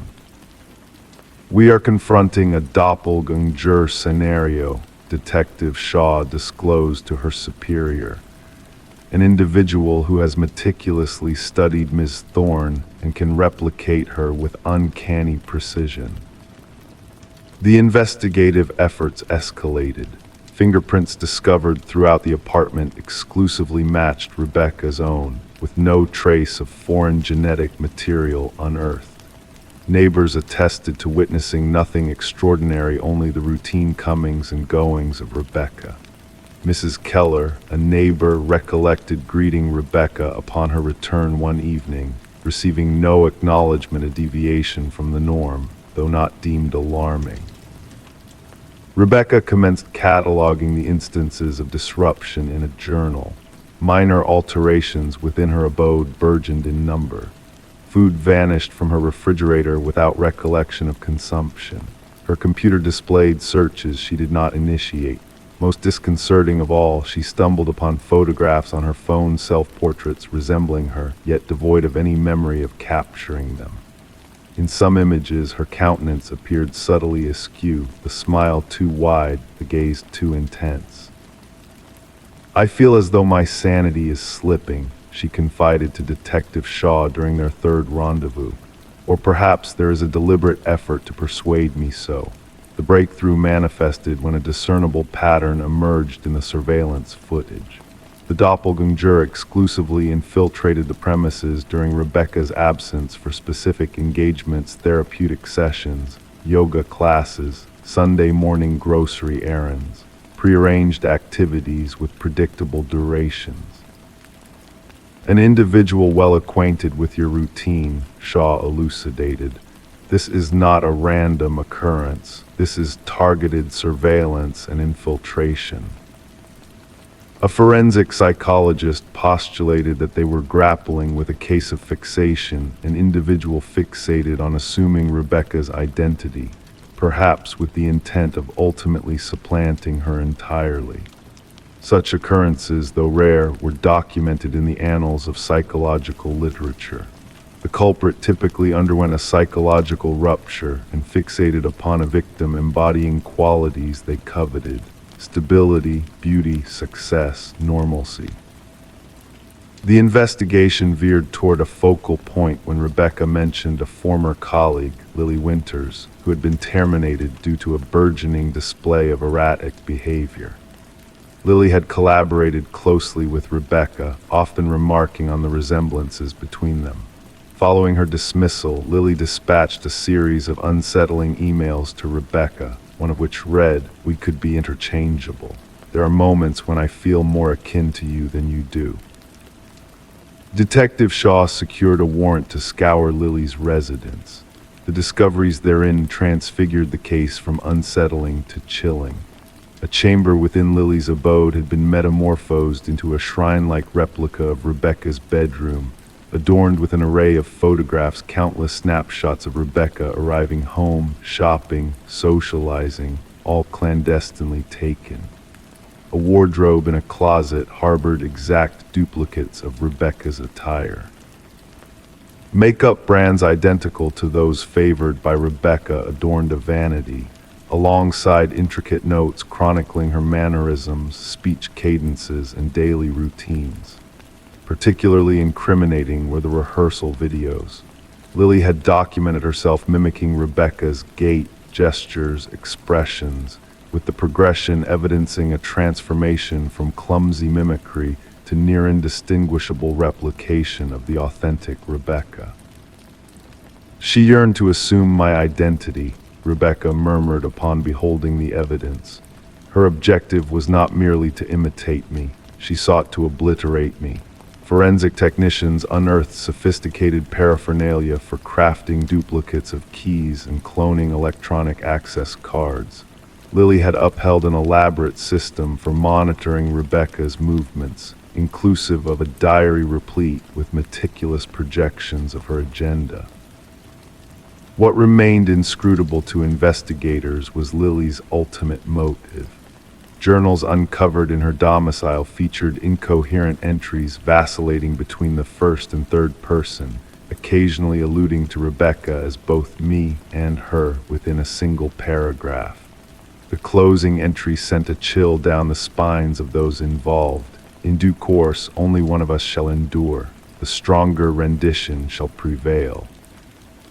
When authorities moved to apprehend Lily, she had vanished without a trace. Signs of a hurried departure were evident in her residence drawers left ajar, certain technology conspicuously absent. A nationwide alert was disseminated. Rebecca was ushered into protective seclusion, relocated to a fortified sanctuary under continuous surveillance. For a span of 3 weeks, every locale connected to her former life was monitored meticulously. Lily remained elusive. The narrative assumed its final, unsettling twist when a security officer at Rebecca's previous workplace reported a peculiar occurrence. Rebecca had been sighted entering the edifice despite being on leave.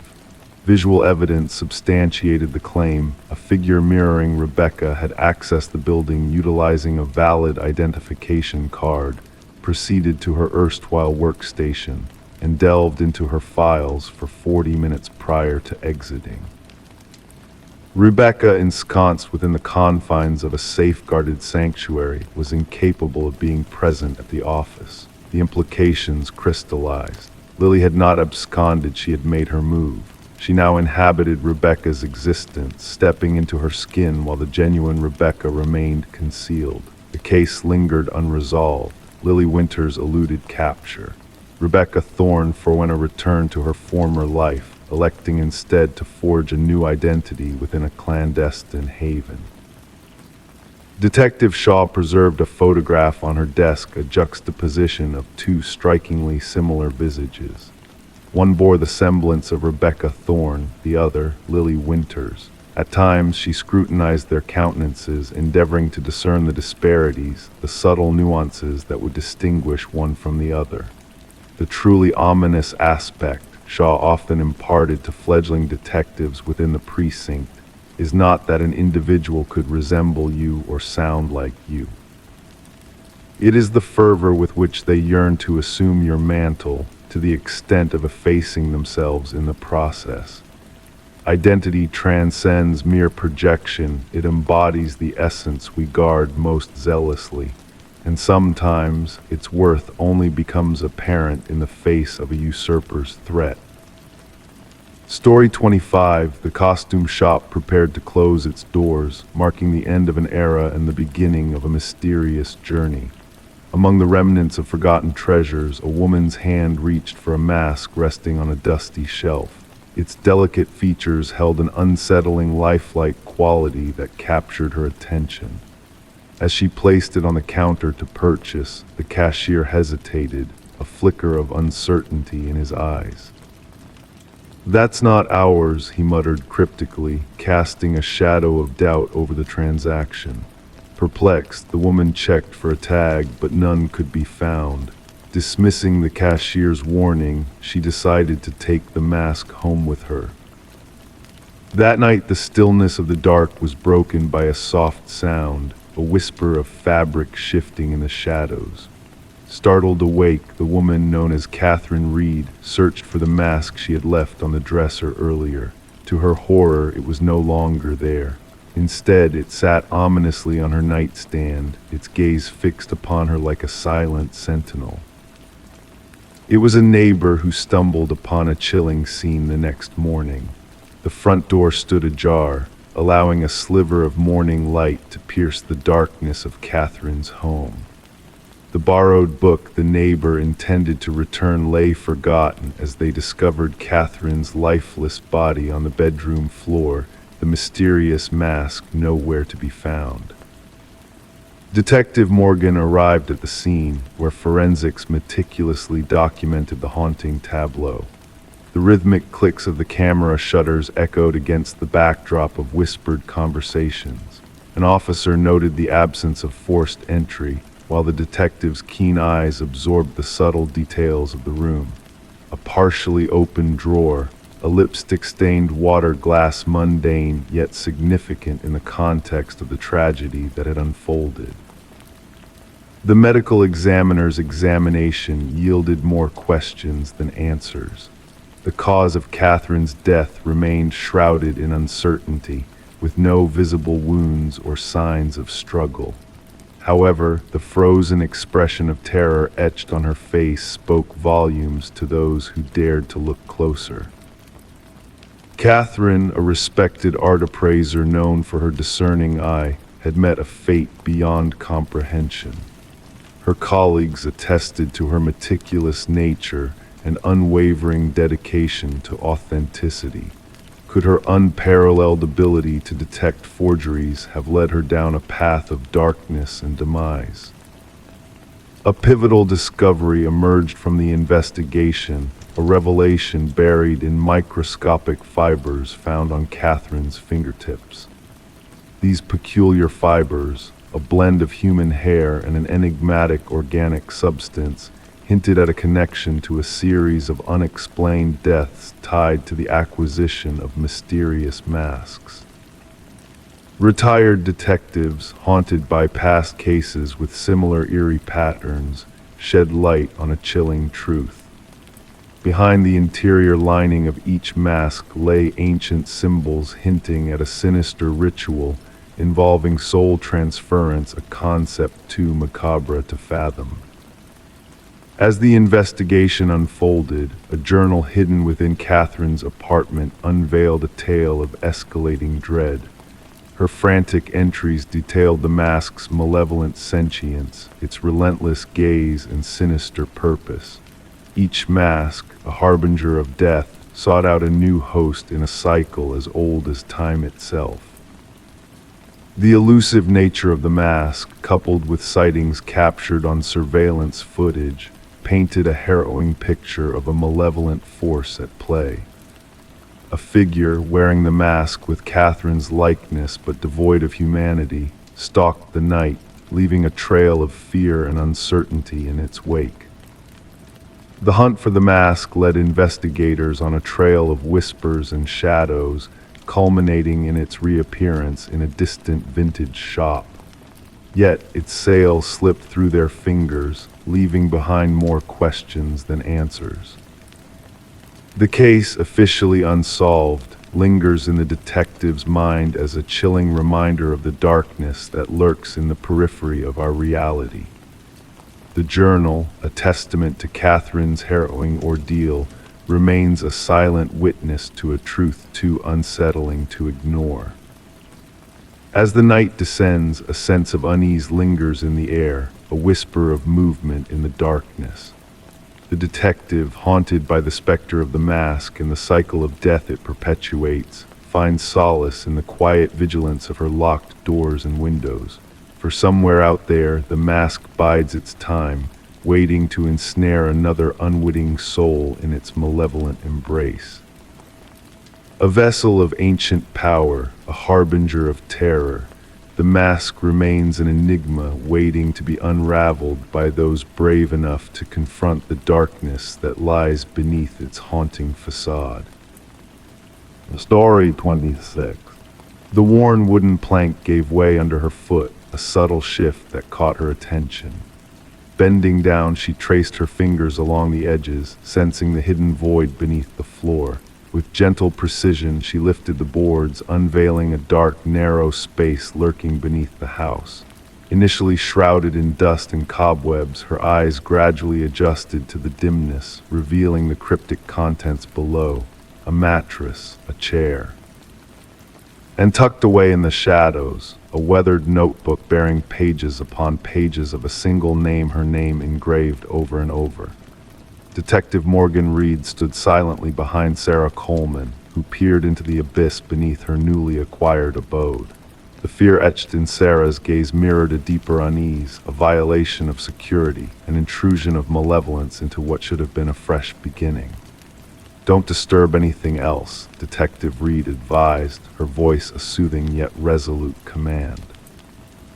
Clicking on her flashlight, she cast light upon the concealed chamber, unveiling walls adorned with surveillance photographs, moments captured of Sarah's daily routines, her interactions, her life.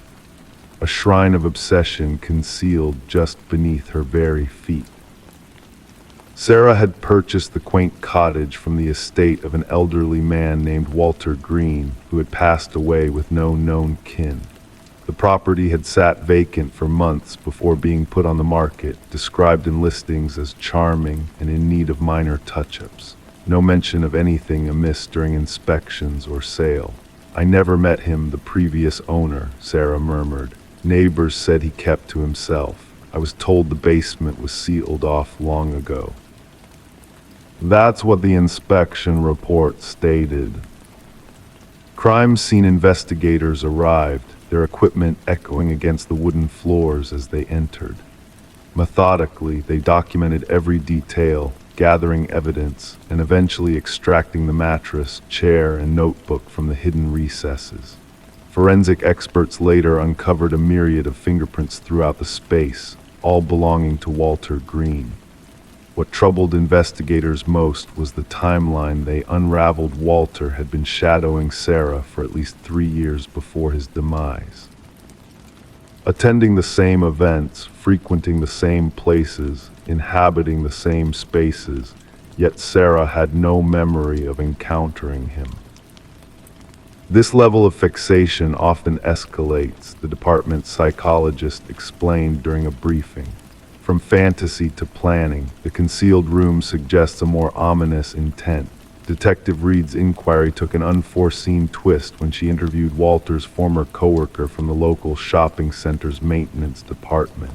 Anxious, he fidgeted with his wedding ring throughout their conversation.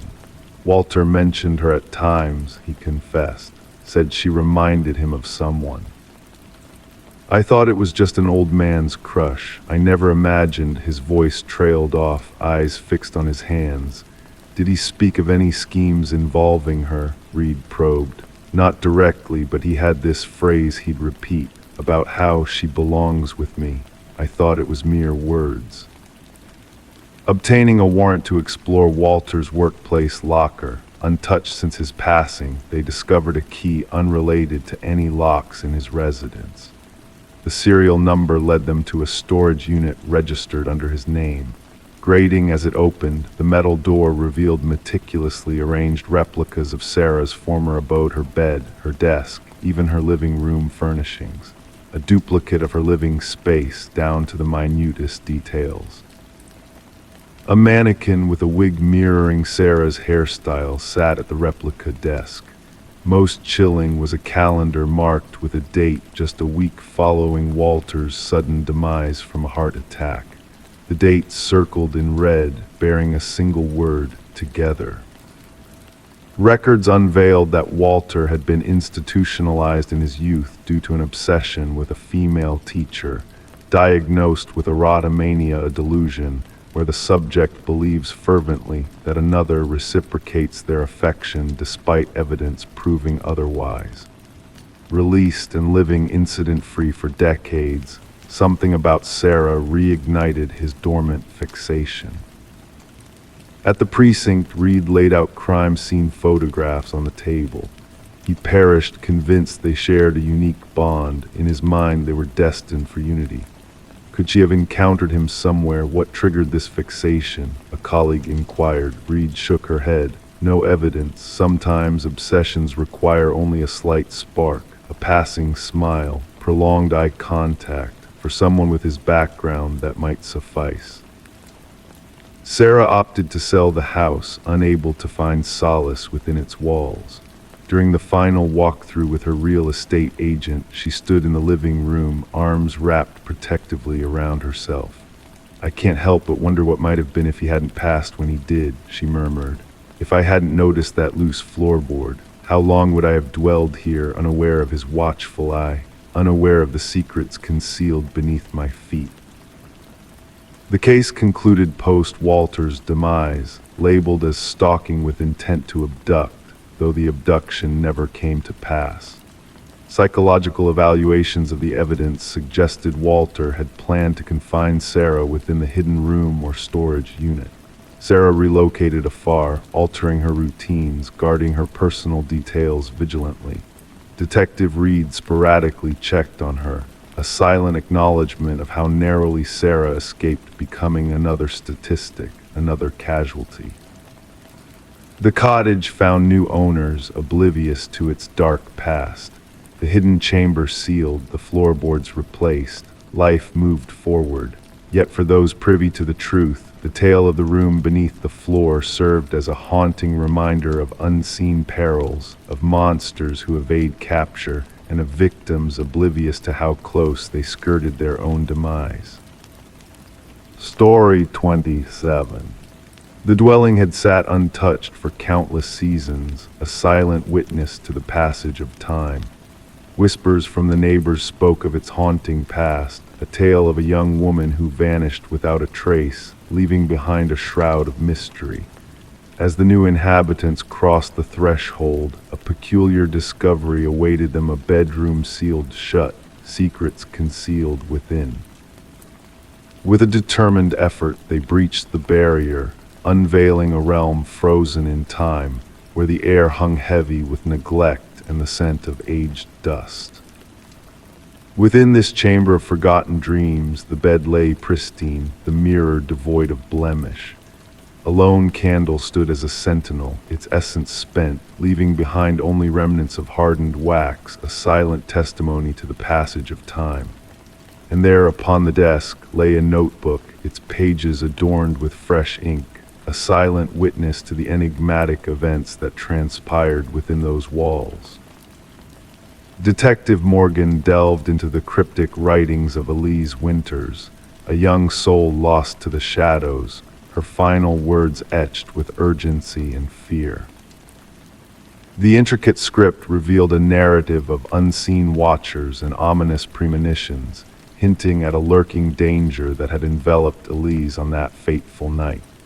The detective's keen gaze absorbed every word, every line, as forensic experts combed the room for elusive clues. Elise's meticulous handwriting painted a portrait of a woman on the brink of revelation, her quest for truth leading her down a treacherous path.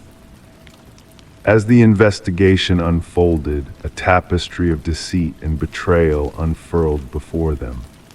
Elise, once a diligent paralegal entangled in the web of corporate malfeasance, had stumbled upon a web of deceit within the confines of the prestigious Harriman and Associates. Dark secrets lurked within the folds of financial transactions, veiled behind a facade of respectability.